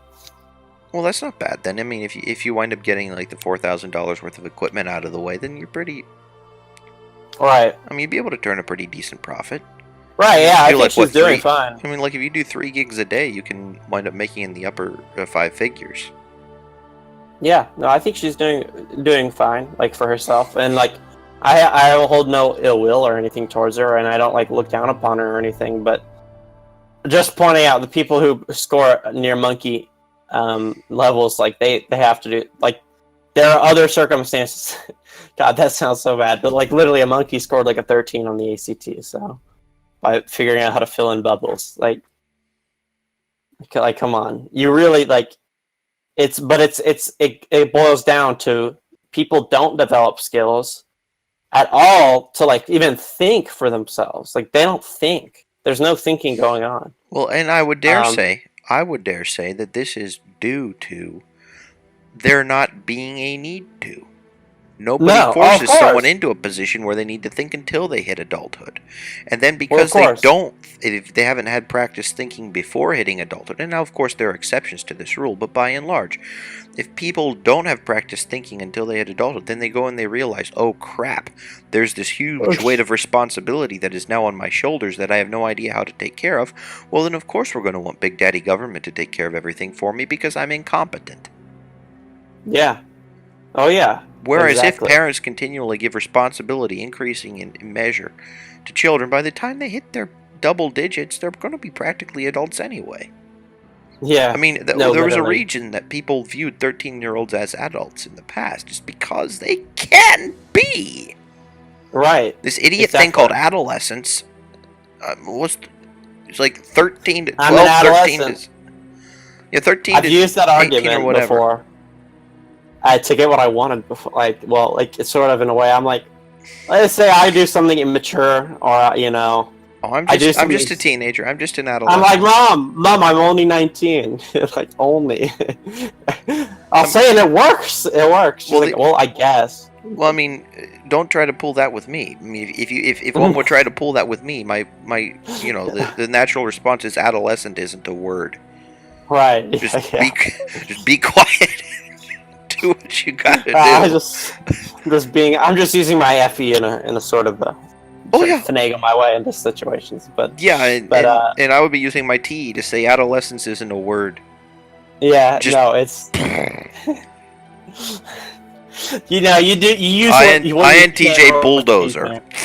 Yeah, yeah, the F, yeah, I've noticed this. ENTPs are quite like weak to INTJ. Like I can't. There's not enough footholds. Like I can't like find something. There's nothing to manipulate. You need to use TI and NE. You need to be convincing. Right. Right. And you can use FE to be more convincing, but you need to have a convincing basis to begin with. Right. And so I can't. And what I mean, like, obviously, I can still obviously, I still get along with them, and I can still get value and stuff from them, and I can get your way a lot. Yes. But I have to do it through honest means. I have to do that with every other type. I can use FE and just abuse the hell out of FE. INTPs to get what I want. No, not. I mean, like, I mean, anyone with NT probably would be difficult. Yeah, it's difficult. I'm saying the other types. Not any. Yeah, any other type. Good point. I mean, just a certain other types. SF. Many. I should say many other types. Not even certain. Like a majority of other types, and the majority of people in general. Well, it's because the majority of people are very trusting. You know, it's very easy if you trust. If you really trust. Oh well. Big Daddy Government couldn't possibly do anything bad. It's not full of bad people. All of these kinds of things, you know. They're ultimately predicated upon people trusting other people. I'll trust other people in the school system, in all these bureaucracies, in the federal government, and so on to make decisions on my behalf. And because I have this idea that everyone is good, and because I have an idea that everyone cares about my own self-interest, however naive that may be, I am perfectly content giving my consent to do things on my behalf to other people. Now, is it informed consent? Probably not. Or it's misinformed consent. But that doesn't mean that I'm not going to give it anyway. It just means that I need to have some sort of a NT watchdog in my corner, whether it be, you know, a dad or that one uncle that nobody likes except for when he comes to, you know, give all the kids presents for Christmas or something. Right. You know, having someone like that in your life for someone who generally tends to be a trusting person can be a very good thing. Right, exactly. And conversely, it can be good to have the sensors and feelers for us NTs to help with details and to help with and help with presentation of our ideas. I guess an ENTP like me would need it the least, but as far as the feeling part, I need the detail part. Out of all the feeling part, you would do well with someone with S in your life. But you need a secretary. For example, yes, I need an S. But for someone like you, an INTJ, I don't see you needing the S as much as someone who can help. Well, maybe you could say it this way, and more people will be. You know what I mean? Like that's just a brute. Like that's just a brute force example, not specific to you, but like ENF. Specific to me, an ENFP PR team. Right, and it's exactly a PR team. I need a secretary. You need a PR team. So yeah, it's just But the people on the other side need someone who thinks and and ultimately in a society that's functioning right, people wind up finding their role and being capable of interacting with one another in a spirit of mutual goodwill. Right. But, as soon as society begins to function on a wrong level, and I would definitely say when it comes to people not being able to personally consent and make deals with other people on their own behalf all the time, then things start to break down, because then all the social skills, all of the interpersonal skills, all these things that even the most autistic people a century ago would have at least had a rudimentary understanding of how it works, are Yeah. gone. I mean, now you wind up Right. having people who set out to learn social skills, people that are Aspies or autists, or people that shouldn't, by all practical purposes or all by conventional purposes, know how to socialize, being able to socialize better than the sensors and the feelers, just because they actually decide, okay, I have to do it, and then they Right. do It's it. intent. It's intent. Right. The tortoise, beats the hare because it's constantly, Yeah. Which is interesting because, of course, natural talent matters to some point. It definitely kind of puts a cap on what it is you can do. It's like you can't exceed yourself too much. But Right. I think that people's caps are way higher than they think they are. Oh So, yeah. so ultimately, hard work and dedication, persistence, perseverance, all these things are considerably more important. And if you wind up having the educational system taking them away from you, along with your personal autonomy, then things will start going worse for you. Yeah. Oh yeah. Um. Oh, Yere Yeah. is here. Who? Yara? Yere, yes. Yeah. Awesome. He is a friend of mine from, well, he's, I think, about 6 kilometers away from me right now, if I'm not mistaken. Oh, that's awesome. Awesome. Great. Great. He's a very bright fellow, to say the very least. Well, let's just put it this way. I think that you would get along quite well with him. Well, that's good. Good to know. Awesome. I don't know what I can say here on stream, and so I'm not going to violate his privacy in any way. I mean, of course, he went and let me see that his name was there, but I'm just going to say, upstanding kind of a guy. I hold him in high regard. Awesome. Period. And then, he can introduce himself however he wants to, if he wants to. Awesome. Yeah, great to have you here. But yeah, and in school, sorting back, sort of this helpless nature, the fixed mindset, the rote memorization. Like I see rote memorization as like evil. As stupid as that sounds, like I'm like I hate it. Like I really am against it. For its own sake, perhaps. Right. Like, but knowing all 206 bones in the human body isn't a bad thing for for a doctor to know. For instance, rote memorization has its place, but sort of this brute force application of rote memorization, I find evil. Like, memorize your way through physics. Yeah, like that. Like no. That. I'm like that. What the hell are you doing? You're sabotaging. You're sabotaging people and making them not think is what you're doing.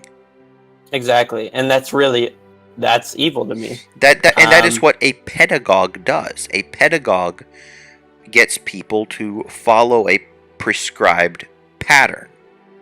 Right? Yeah. And that is why I shy very much away from even trying to implement a pedagogy of my own. I think that pedagogy is cancer, at least insofar as the original definition of pedagogy coming from there being a slave with the express intention of subjugating the child of the slave owner to a particular educational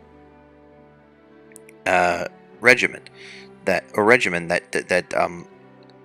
was pretty non-negotiable and didn't necessarily it was essentially implemented in order to maintain a caste-based society. So pedagogy sucks. And I would say pedagogy is almost like the meta thing that I hate, even more so than the rote memorization.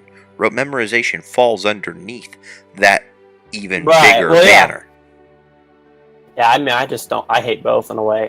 And as Toka says, there is value in memorization, and yes, there are places where you literally need to. You have to memorize it. Like, you're not gonna intuit and figure out all 206 bones in the body. Like, that's just something you have to learn and accept. But it needs to be rote memorization needs to be the end. Basically, like it just needs to be like a tool a tool in your toolbox, not like the only tool you have. Yeah, if you're programming computers, then that's an important thing to be able to memorize. Right, you need to. There's certain and about anything you learn, there's things you just need to remember. There's things, and if you don't have a good enough memory, that like if you just replacing understanding. Hang tight. Could you please redo that? I wound up having a little bit of a connectivity issues. Could you start talking about the use of rote memorization versus the places where it's not useful or good? Right. Okay. Yeah. So if you're going about learning math, for example, you don't know the notation. This happens to me a lot, and I'm like, I don't know what the hell. I'll know how to solve a problem, but I'm like bad with the notation.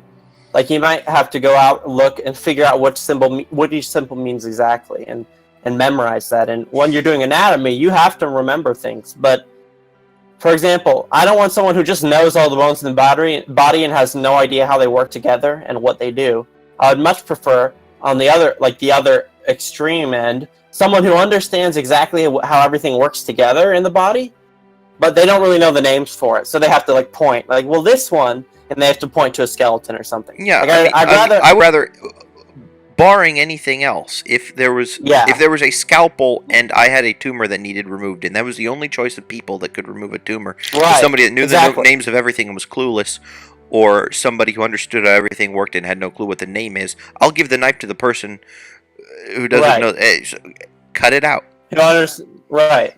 Yes, exactly. And at the essence, the rote, like them knowing the terms, in the end is convenient for them and others, for the people working with them. Well, yeah, because there's this agreed upon. Like, what I did this communication strategy agreed upon. Right. Yeah. I'm having connectivity issues here with the YouTube, not with Discord. Discord chat is just fine, but unfortunately, this seems to be screwing up. It's live now. It's still live, at least. Oh, good. Well, with that said... and someone asked a question as well. Oh, who has a question? Sophus Pontare. What are my thoughts on the impact of gifted intelligence on a person's spirituality? Well, that's a very... that's an interesting... It's a very interesting question, because... Okay. Do we dare bring the general realm of gifted, highly, exceptionally, profoundly gifted stuff in now? Are you okay with talking about it? Yeah, I'm comfortable with that. Okay. Of course, yeah. So I'm just looking up what spirituality is, so I know the exact term. Well, I know what it means. So it says. I would say probably colloquial definition would make a little more sense to use than. Maybe so. But I think this is along the lines of what I was thinking anyway. The quality of being concerned with the spirit or soul as opposed to material or physical things. That's sort of what I was thinking about anyway. Or like how and because I mean it's spirituality to me is another one of those it's like a vague thing, right? So and different people will interpret it in different ways. So some people might sort it like right to religion. Others might be like the people with the healing crystals and the chakras and like those kooks kind of thing. Mm-hmm. So so I think how you interpret that and like the operational definition you're using is really, really important.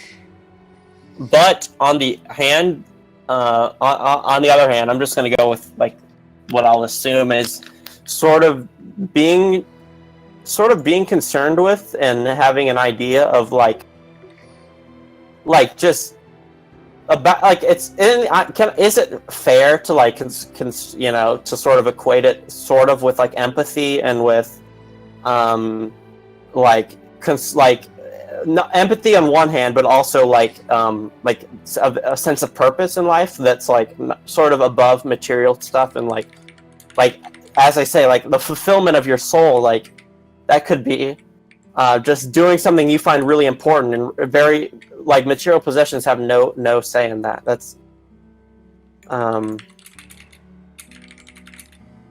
That's sort of like I guess how I would yeah. So Tolka says the stream quality is degrading. It's going up and down. Yeah, it is, and I'm thinking that has to do with the general bandwidth usage. I mean, it's getting close to 11 o'clock, which means people that Right. are ending things at 10 are coming. Yeah. So what that means is all of the people who are watching porn and whacking off and using up the bandwidth for that have decided to start. Oh God. Yes. Let's see what happens if I well, let's go and we'll take an intermission. Yeah, we can have a short intermission, and we'll get back to Sophist's question after this. Okay.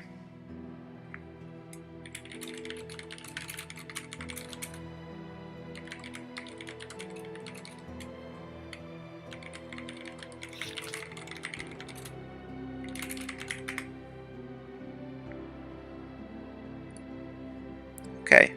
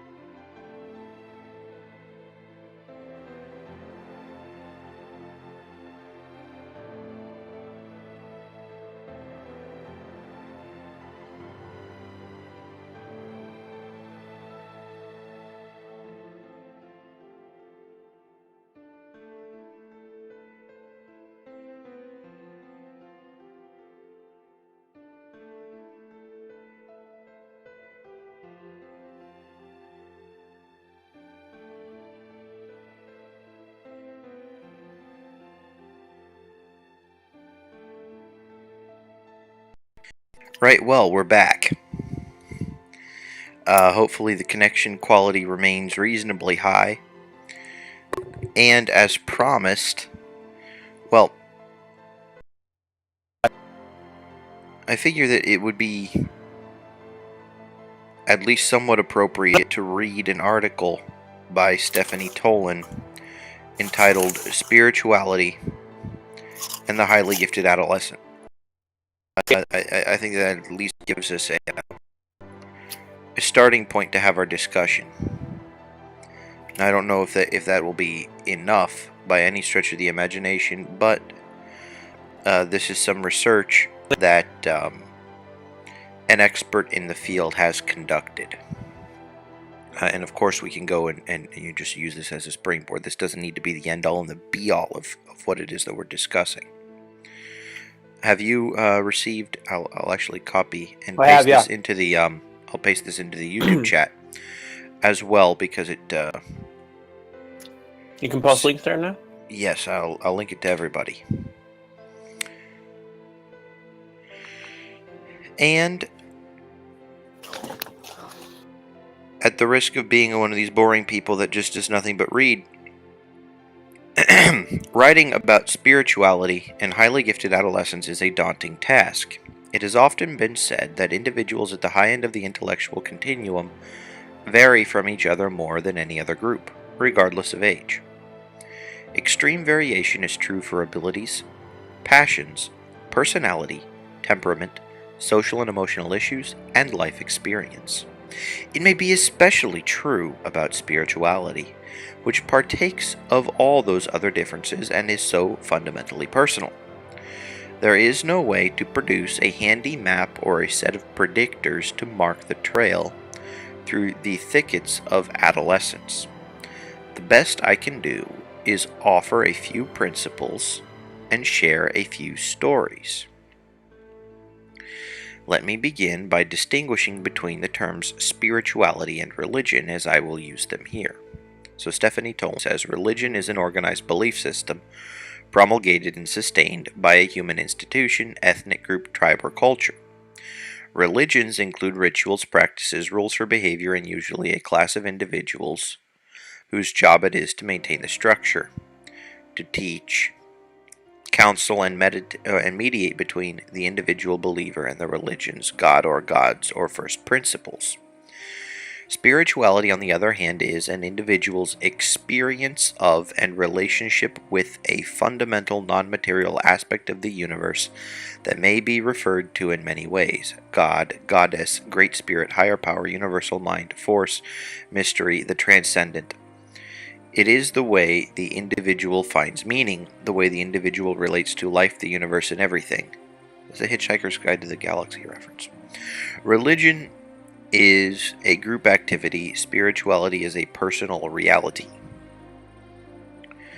Though the subjects are closely related, religions originating as a way of meeting humanity's possibly innate need for spirituality, they are not interchangeable and not always linked. A person may have religion without spirituality, or spirituality without religion. Herbert Benson, medical doctor and author of Timeless Healing, The Power and Biology of Belief, suggests that we are biologically programmed to believe in the divine, in something or someone greater than ourselves. If so, it would seem that in the last several hundred years, would you please mute your mic? I'm hearing crunching. I'm so sorry. Yeah. It would seem that in the last several hundred years, the majority of scientists and intellectuals have managed to overcome biology. In much of academia, and in the intellectual hierarchy of Western civilization, materialism, with its tacit assumption that anything that's real can be observed, measured, counted, and replicated, has ruled, leading many to assume that God exists only in man's imagination. So this once again goes kind of back to what Caleb's been doing about pooping on modernity, in saying that not necessarily everything that exists can be quantified or measured. But anyhow, focus on the material in modern science has been so relentless that some have suggested that science has become a religion in itself, complete with dogma. A hierarchy of sustainers and mediators very like priests, a community of believers and all-encompassing deity, reason. Though there are many individual scientists who are able to balance their pursuit of scientific inquiry with a religious or spiritual commitment in their personal lives, the ongoing sense of warfare between science and religion is testament to the gulf between them. Into a culture split by the disagreement between those who believe in spirit in whatever guise and those who do not, come gifted children with their early interest in the big questions and their constantly questing, intense, and active minds. Though relatively little has been written about the spirituality of children, the idea that gifted and especially highly and profoundly gifted children ask what are essentially spiritual questions, unusually early in life, has appeared in the innumerable books and articles. For instance, Lita Hollingworth's book, Betty Mextroth and Stephanie Toland's book, Morlock's book, Lovecky's book. Some of their questions: how did the universe start? Who is God? What is life? Why are people here? Why am I here? And what happens after we die? How they form answers to those questions, a process that involves both their unusual cognitive processing and their often intense emotional sensitivity, has always depended to a large extent both on the models provided by parents and other significant adults in their lives and by their own life experience. Children from religious families are most likely to be given the traditional answers of their particular religion. Children from agnostic or atheist families may be given the parents' own thoughts or doubts about the questions, along with the moral and ethical guidelines of their culture, or the questions may be dismissed as unanswerable so that the children are left to come up with answers on their own. Or non-answers, I suppose. In any case, it's likely that the children both weigh and measure with great care the answers they are given, or develop on their own, and that they then judge the effects of those answers on the events in their own lives, or on what they observe about the world in general. For many or most highly gifted children, the questions are deeply, personally important, and home may not be the only place the questions are raised. As many parents discover, sometimes to their chagrin, the highly gifted child's asynchrony is just as evident in religious training as in school. These are not children for whom pat, glib, or simplistic answers, no matter how old or how authoritatively offered, will suffice. One generalization it seems possible to make is that by the time highly gifted children reach adolescence, they've already been through many stages of what Robert Coles calls their spiritual pilgrimage. J.W. Fowler in Stages of Faith postulated the synthetic conventional stage as that stage that occurs between the ages of 12 and 21. Young people develop a personal ideology grounded in rules, outside authorities, and beliefs. That may be a stage reached by younger highly gifted children. In adolescence, they are likely to venture well beyond rules and outside authorities. During the time between 12 and 21, many changes are likely to take place in the child's spiritual understanding and belief pattern, but those changes will be outgrowths of the journey that has come before. Sarah, an adult currently engaged in a new and challenging spiritual journey, recently told the story of her own childhood pilgrimage. A highly gifted girl from a conventionally religious Protestant home, Sarah was sent during preschool and early elementary years to Sunday school and vacation Bible school at the Presbyterian church in which she had been baptized.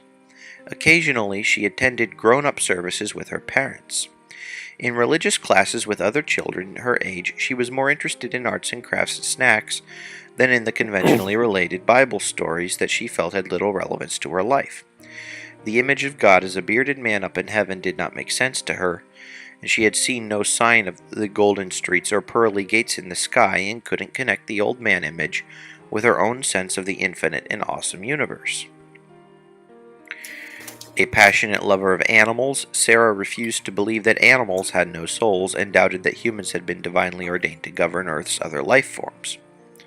If God put people in charge, she told her mother, then he either didn't know people very well, or he didn't care very much about what he created.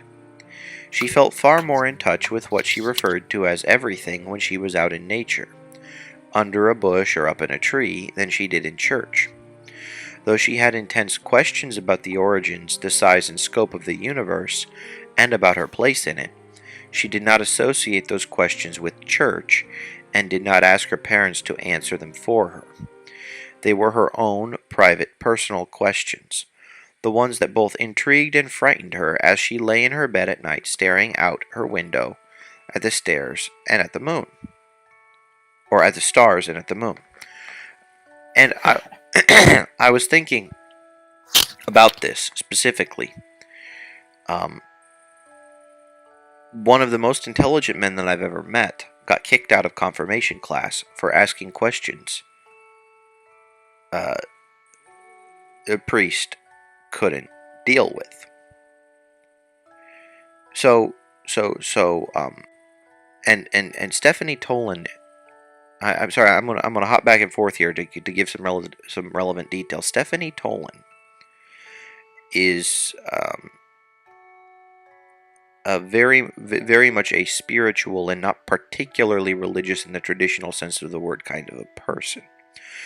Stephanie Tolan, I think, if I recall correctly, she believes in the spirits of the trees and things of that nature, and engages in some sort of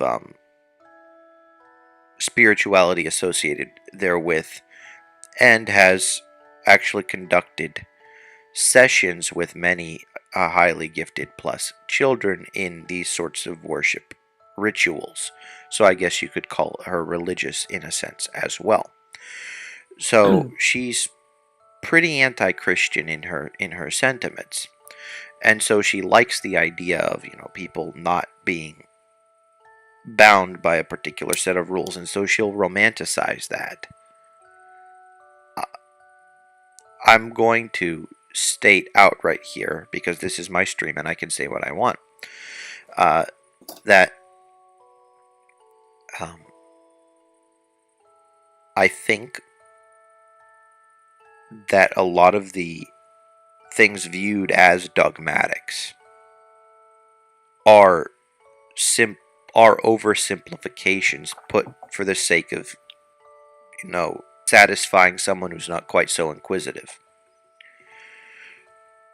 But I have been able to find at least sufficient for the purpose answers to a lot of life's big questions in the Lutheran faith. Now, there are lots of things that aren't answered explicitly, and I would say that they're not the domain of religion to necessarily answer. I mean, we have a lot of freedom as a Christian that lots of people would say, oh no, well, you have to go and ask God's will about this, where I would say God really doesn't care one way or the other about many different things. But anyhow, there are all these answers and all these prepackaged things that people put together that are just stupid, that lead lots of people into either, adopting a different religion, or adopting no religion, or adopting a religion from nothing, or backwards, just because we realize that there are many, many things that are far beyond our grasp, and we try to come up with some sort of internally consistent paradigm.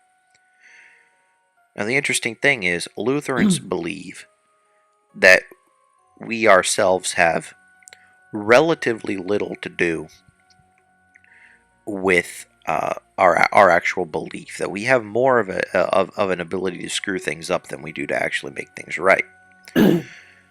So, and it's interesting because Kahneman, Daniel Kahneman, basically says, yeah, most people are, whether you like it or not, very irrational beings, even when they're trying to be rational. Oh yeah, I love that book. The Thinking Fast and Slow. Yeah, It's a pretty nice is a pretty nice book. But the Lutherans kind of have an answer to that in saying, well, the Holy Spirit, or the third It's not our person fault. of the Trinity, is somehow responsible for generating within us faith. And then, of course, we can go and throw it back at God. We don't want this anymore. Okay, that's fine. Then we don't want it anymore, and then we're not Christians. But this whole idea of having private personal questions, I've noticed, happens generally in families where inquisitive exploration is not encouraged. Right. There was never a taboo topic growing up for me. And so I never had a problem asking my parents the questions, and if they didn't have adequate answers, they weren't pulling stuff out of their butts. I don't know was an acceptable answer. I don't know was a perfectly fine thing to hear from my parents. And it's like, well, let's go try to find out. And then you wind up getting a stack of like 20 or 30 books that you have to sort through. It's like, oh boy, how fun. But you go and kind of sort through things until at least you wind up getting a good enough sense of what's going on. And, I find my learning curve is a lot more flat now than it was a decade and a half or two ago. But it still does exist, and I would say that I am a very spiritual and very religious person.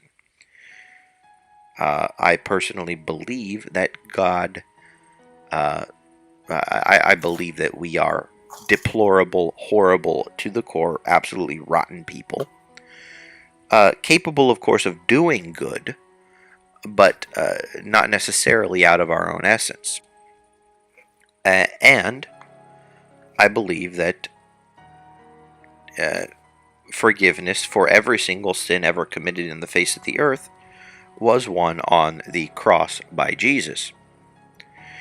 And that we receive it through God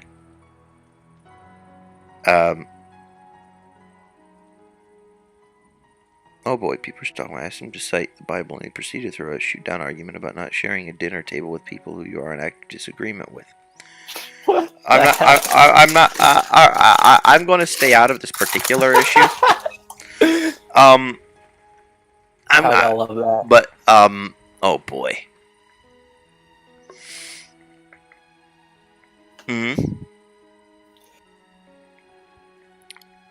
Well, I can also give my stance as well. Well, please do, but let me let me Okay. finish. I got distracted by Yeah, go.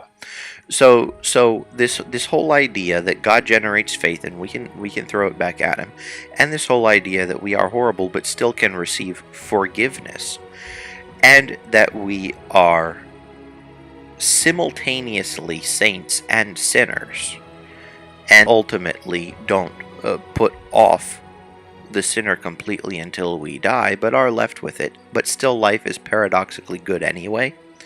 All of these things at least provide an adequate framework for me to work in this world, and since of course I do believe that this world isn't all that there is, even in the areas where it is difficult, and I wouldn't say inadequate, because it really is adequate, it's just sometimes not easily palatable or not fun. I haven't been convinced of anything else. This idea that God does make himself present in reading the scriptures and in having Holy Communion or being baptized is entirely an article of faith. I can't go in and point and say, okay, this is God in his word. I can't go and point and say this is God in the water, or this is God in the bread or the wine. Oh boy, I guess Jesus never had dinner with people he disagreed with. Well, oh man. Oh boy. I hope he said that back to the pastor. That would be great. That'd be the ENTP thing to say. Well, you want to talk about ENTPs? Like there's lots of them. There's Oh lots of yeah. them just around here. But yeah, these ideas are not empirically provable, and so you take them as literally articles of faith, which is interesting that you go and you call these things articles of faith in the Christian nomenclature. So yeah, and ultimately I think that no matter what it is you believe, that there are certain axiomatic elements that you can neither prove nor disprove. Oh yeah. So ultimately you kind of have to, if you're going to go and say, well, is this person being logical, you have to look within somebody's axiomatic system and see, okay, well, how does all this stuff fit together, and what happens if we go and throw new information in. But I think that I've probably exhausted my turn, so if you would care to please give your perspective, I would love to hear it. Sure. Well, I can say, I'll detail like my spiritual journey, so to speak. Whatever, but I'll say it anyway. But so I don't know. My parents, I'm like the girl in the story, Protestant parents, Episcopal, were like from the Episcopal Church. My mom was a Lutheran, but there was no Lutheran church around here, so she just had to pick one. And let's see. So yeah, so I was raised in the church. I was baptized in the church, confirmed there. I served in the church all the way up until when I was 18. I went to college. Mm-hmm. I was the crucifer. I held the cross and brought it in. But anyway, like when I was young, I had like lots and lots of questions. I was like, what the hell? Like it didn't make sense to me, a lot of this stuff. There was stuff I agreed with morally, but there was a lot of things that, or there were many things that essentially I was like, what the hell? Like, this makes no sense to me. And I was confused about like the existence of a God or whatever, of God. So when I was 5 or 6, I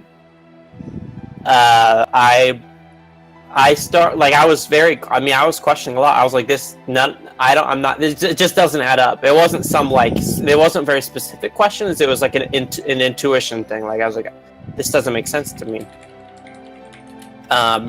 And so I started, well, first off, I was like, all right, well, the existence of a God, I think that matters, at least in the form of,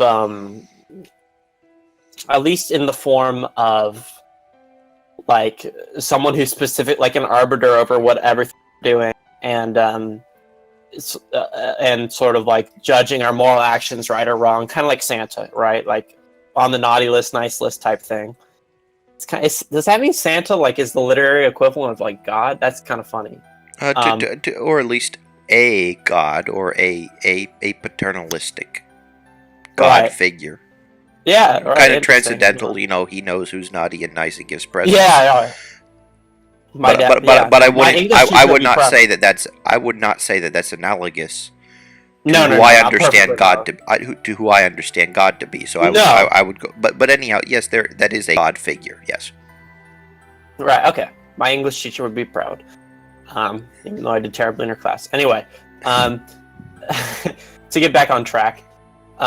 So when I was like, my mom had talked about like how, you know, something about she was feeling really stressed, and then she went out and did something and felt like very relieved instantly, and she had attributed that to like a God, right? Some sort of God. Mm-hmm. So I was like, okay, well, God seems to have some kind of personal intervention with you. Like there seems to be at least some level of personal connection, although I don't understand it. Seems to be there. So my first thing as the ENTP kid was to start insulting him in my brain, to like draw him out. That's like the very ENTP kid. I was like just saying mean things about him in my head, because I knew that when people get mad, they often like blow their cover. And I would, you do this with kids. Like if someone's hiding from you, what you do is you start talking bad about them when they're in earshot, and you make them so unreal. They eventually come out. So of course, simple-minded me was thinking, okay, well, the same strategy I'd use with little kids my age, I'll do it with, this higher being. And of course, nothing happened. Like, it was just me thinking a lot and thinking in my head, like, nothing is going to happen. So I was like, that doesn't okay. Didn't work. It's just like an experimental approach, right? And then, so I decided, I was like, okay, I don't really believe in God. That, and like, and then at least at some point, I don't know, maybe in middle school, I was like, well, I was way too short-sighted and quick to go to that conclusion. I decided that I really just don't know, and I really don't know, and it's going to be hard for me to know. And that was not like the driving questions that I had were not like I could accept, and I think my dad had some help in this. Like, there's things you won't know, and there's things that you won't be able to know, and like, it's fine to that's okay. You don't have to like know everything, and not everything has to be explainable perfectly. Like, every single thing, like, it's just that's a daunting task. Unless you're Chris Lang. Right, unless you're Chris Lang, exactly. And then, but essentially, I was like, okay, well, I'll just be agnostic, and really like I won't agnostic agnostic atheist in the sense that like I'm not like going to church, just in case or whatever. I'm like, well, I don't really know either way, so I'm just not going to do anything different. I'm just going to live my life and not really think about those things for now, because it just seems like I just go in endless thought loops, and I don't know if it would work out for me. And that's still like that decision. I'm still there. Like, I'm like, well, I really, it's something that's way out of my scope. And something, and I see importance and I see meaning in a lot of things anyways. Like, I think that being basically providing value for others and progressing the human race in some way and being nice to others, like, I find those things very important. And for me, like, that's really like a tenet of like my value. Like, that's my values are strongly built around like providing value for other people and doing worthwhile things and not just kind of sitting around doing nothing. Like, I've never really been nihilistic. And so I've found things that are meaningful to me, and and especially interpersonal stuff, like finding people who I really like, who I value, who I like to like talk with, and people who like we mutually benefit off of each other. Like that's just great for me, and I think that's like wonderful, and it's really valuable to me, extremely valuable, especially as an extrovert. And so I found myself being spiritual in the sense that I do like I don't necessarily see some like higher purpose to the things that I'm doing, but I still see tons of value, and especially in value in considering like my emotions, the emotions of others, helping people. Like I just think, and then something that's always been really cool to me is when I look around at all the stuff people have done. Like right now, I'm on this like metal box, looking at a screen, looking at someone across the ocean, streaming to other people, like 8 other people here, and having like abstract discussion. Like, that's incredible to me that this stuff exists, and I always feel like I'm standing on the shoulders of giants with anything. So I just feel like it's really important, and especially education, to like progress that and keep that ball rolling. Like, that stuff just really, really, really, like, I mean, it's really inspiring to me. And I have a friend with anxiety who she's like, well, she's like, well, and it was funny because my answer, like, I thought of that if I look around, like if I just look at buildings, like I'm like, holy shit, like all this stuff is crazy. Like when I consider like where we were even like 400 years ago, like it's incredible, like the stuff that we have around and the progression we've made as a species. My friend was one of my friends with anxiety. She was like, well, she's like, well, what brings meaning to you? Like, what? Because someone who's anxious, she's like looking for answers. She's also highly gifted. So, and I was like, oh, well, she's like, what brings you comfort? I was like, well, sometimes I just sometimes I look around at like all the stuff people have done, and I'm like, wow, like that's crazy, like that's really amazing to me. And so that would, I don't know if I would define any of what I've just said as like necessarily spirituality, and I'm very open to the existence of a God. Like I don't know either way, and so I'm not going to like make any decision yet. At least I have not had the drive to do that, but I found like meaning still. I do crave meaning, because without it, like it gets really hard to like get things done and to be inspired to do things. But for me, it just like being a part of the human race is like pretty meaningful for me. Yeah, but then it's like, did God give you this quest for meaning, or is this meaning thing that goes and necessitates people coming up with at least this idea of a higher power or something else, and it's just like chicken or egg? What is exactly. the situation?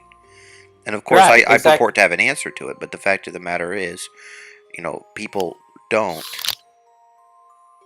have it, and this is a struggle that lots of people wind up either having, not having, but dealing with in some capacity. Right, for sure. It's kind of it's an almost inevitable part of our human existence, and I do think that the Dabrowski's overexcitabilities and all these other different things about how they fit into our value system, the amount that we want to think about things or finagle the system or figure that really does impact how we are from a religious or spiritual standpoint. Right. But please do continue. I just a little interjection. Right. No, and for me even, this has always been the case. I've always, like when I was little, sometimes I would just think, just this idea, like I am a human, like I am like an autonomous, like it would literally overload my mind. Like it would just like I have this weird feeling, and it's like you get like stuck out of a loop. So then I think of it again, like I am this, like it just it was very profound to me even at a young age. I was probably like 5 when I was thinking this sort of thing. I was like just amazed at at being human, sort of like that was just wild to me, and it still is. And when I consider working with other people as well, it's like just incredible to me. And I don't know, like I get this. It's a very profound sense of meaning. Just for me, comes from that sort of thing. Mm-hmm. And a lot of people, like I feel like, undermine that sort of thing at times, or like don't like, they take it for granted, I suppose is a better way to put it.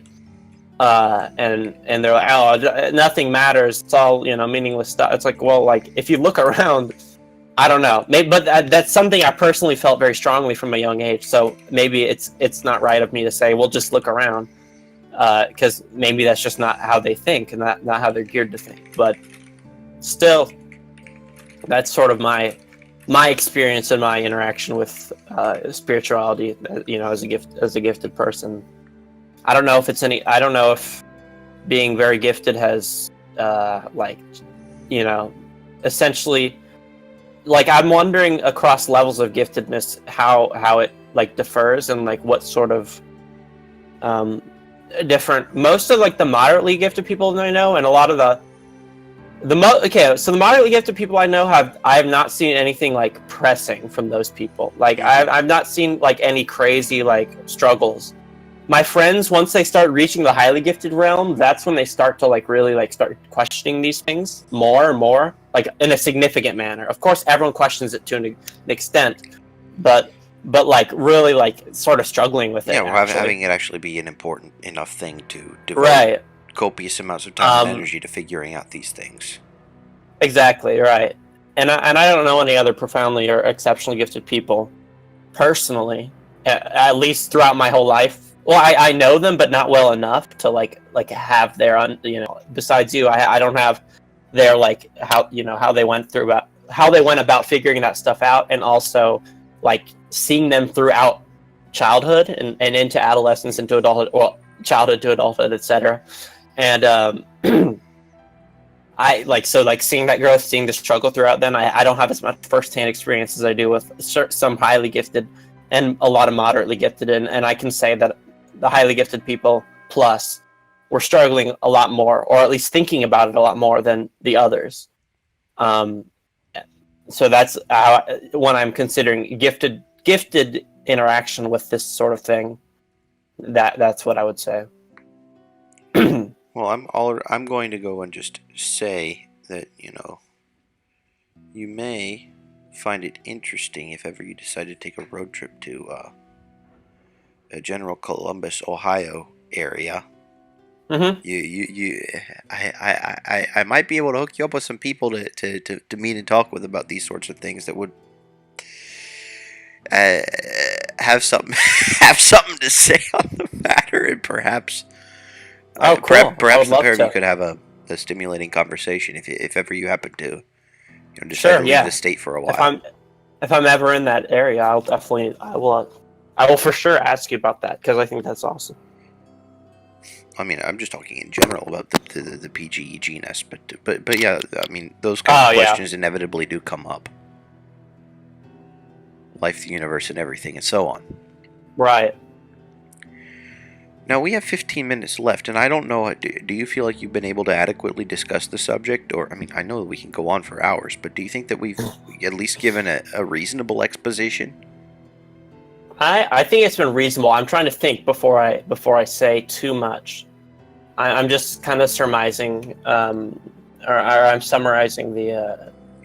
I'm just wondering if Sophus is happy with. Yeah, like I would like to hear Sophus if they're still there. Yeah, Sophus is still here. If we haven't gone and scared him or her off, then yeah, it'd be very, very nice to hear whether or not we even managed to touch what it is. Right. I hope the operational definition wasn't something kind of niche and like, oh, that's not what I thought was spirituality. It's like, oh god. Well, you have the Stephanie Tolan. You have the Stephanie Tolan link. Yeah, it would be fun to discuss, and maybe after the stream is over, you and Yere could in written form. I was thinking, cool. if you would be interested in joining in the conversation, I could make a Discord chat room or something and invite you and Yere to come and talk, because I know Yere is a very gifted a person that might have something important to say on the matter too. So that would be a possibility. But if you do prefer written form, if you are on Quora, you can send me messages. I have Quora messages on, and then we can go and, if you'd like to get a hold of somebody else, then we can do that too.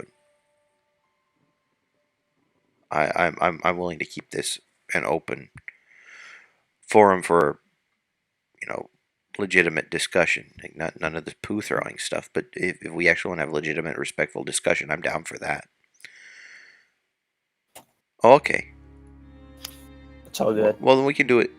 If you're running out of time for tonight, we can do it some other time too. If you're interested, just hit me up and send me a message, and I'll respond at some point in the near future. And just kind of a reminder. Poo throwing. Well, we're stealing that from Stefan Molyneux, and I'm sure that he stole it from somebody else, but. Or at least heard it or thought of it, Yeah. Well, you're welcome. So for our last 15 minutes, I don't remember. Did we finish up? Last time we finished Econ in the free markets. Yep. Mm-hmm. All right. So we can go and ask if anyone watching the stream has any insights or questions into economics that we can discuss, or at least prepare for the next time that we touch it. Yeah. Stream. What will we be going into next with economics? Will we just be covering like macroeconomics or something? Well, there are many, many different things. Like you can find on the Cato Institute website, the Institutional for Finance, or the financial education, or whatever that is. There are a whole lot of resources that range from the very theoretical to the very practical, that range from principles to applications. Mm-hmm.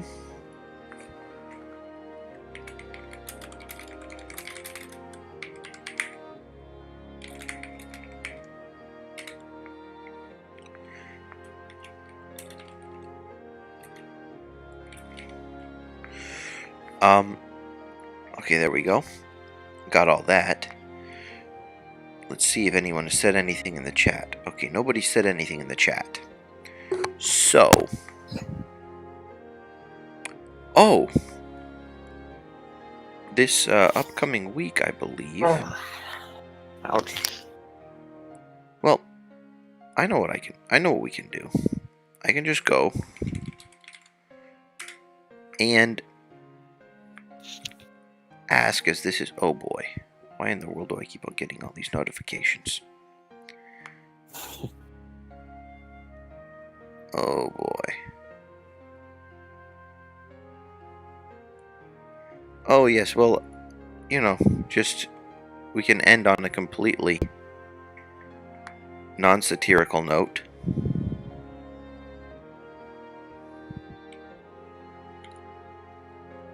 Completely serious.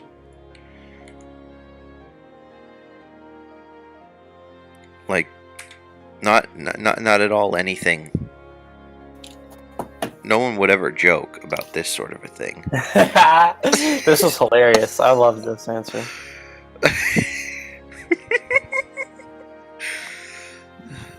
It's like, what do you do when somebody asks a question like that? Yeah, it's like Google, man. There's just, Google exists. Anytime, that means the question, though, you have free reign to do whatever the hell you want. Because they asked some weird question.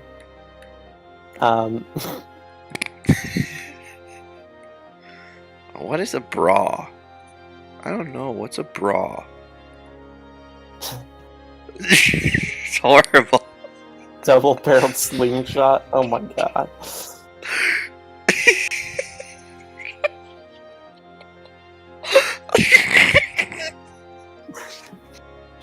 That's just too funny. Oh my god. What is a bra? Have you ever seen a double-barreled shotgun? That's kind of how a bra works. It's a double-barreled slingshot. When just one pouch isn't enough for your slinging needs, you can always go for two instead. Here's a picture of how it should be used. These people have decided to fire melons. What's your favorite color, kiddies? No matter what it is, there's a double-barreled slingshot for you. You can chuck melons of all sizes, from A, not shown, to D and beyond. But remember, a band is a band is a band. In different countries, different sized melons are slung. There's a quick guide about what sized melons you should be slinging in each country versus what sized melons they actually sling. And remember, kiddies, if you don't have a double-barreled slingshot, you can always ask your mom. If she doesn't give you one, you can just sneak into her room when she's not looking and take one from her drawer. She might get angry, though, so do so at your own risk. She might even say something about it being highly inappropriate, whatever that's supposed to mean. Oh my god. Oh, it's horrible! That's hilarious. Oh, that's horrible. So Chris Marcio. what did he say? Very interesting cases of Poland and Romania. Oh, yes. Belgium, France, and the UK make me want to see. Oh, Yeah. alright. Okay, I took it as a joke, but I guess. No, He actually had a legitimate thing. It's like, well, how is it that people view themselves versus what it is they want and so on? It's like, why in the world would? I mean, Right. I suppose there are biological predispositions to certain body types, breast sizes, and so on. Well, I wonder. Let's see. I wonder where that data was. Because let's see, average per country. So yeah, it's it's actually interesting because I think that the surveys that they used for that might not have been the most accurate because to my understanding, like countries with large obesity rates would have much higher bra sizes. Right. Yeah. When I look it up on Google, the first website that comes up, U.S. is at top, then Canada. I would guess like Mexico, U.S., Canada, like those. Yeah. Right, and then Ireland. Let's see. Yeah. Okay, so eating all the potatoes. Okay. So, Poland is up there. United Kingdom, Netherlands, Colombia, Venezuela, Turkey, Australia, New Zealand, Norway. huh. Keeps going down, and it starts at F, which is F. I think. That's like F is for fatty, right?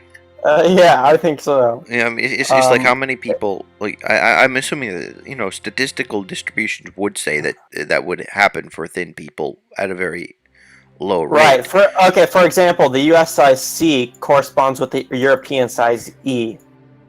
That's why. So like the bra size. So like maybe that's why they had D for those, because that would be like B cup for us, but they have a different system. Oh yeah, so it can be conflated.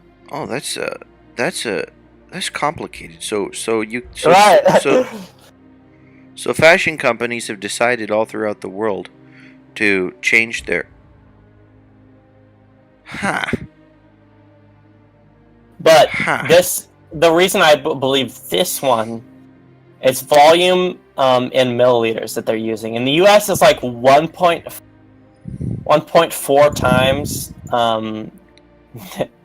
the next country, essentially. So basically, that means that people have found out that marketing bigger sizes as smaller sizes to fat people works if you want to make fat people feel good about themselves and buy stuff. Right.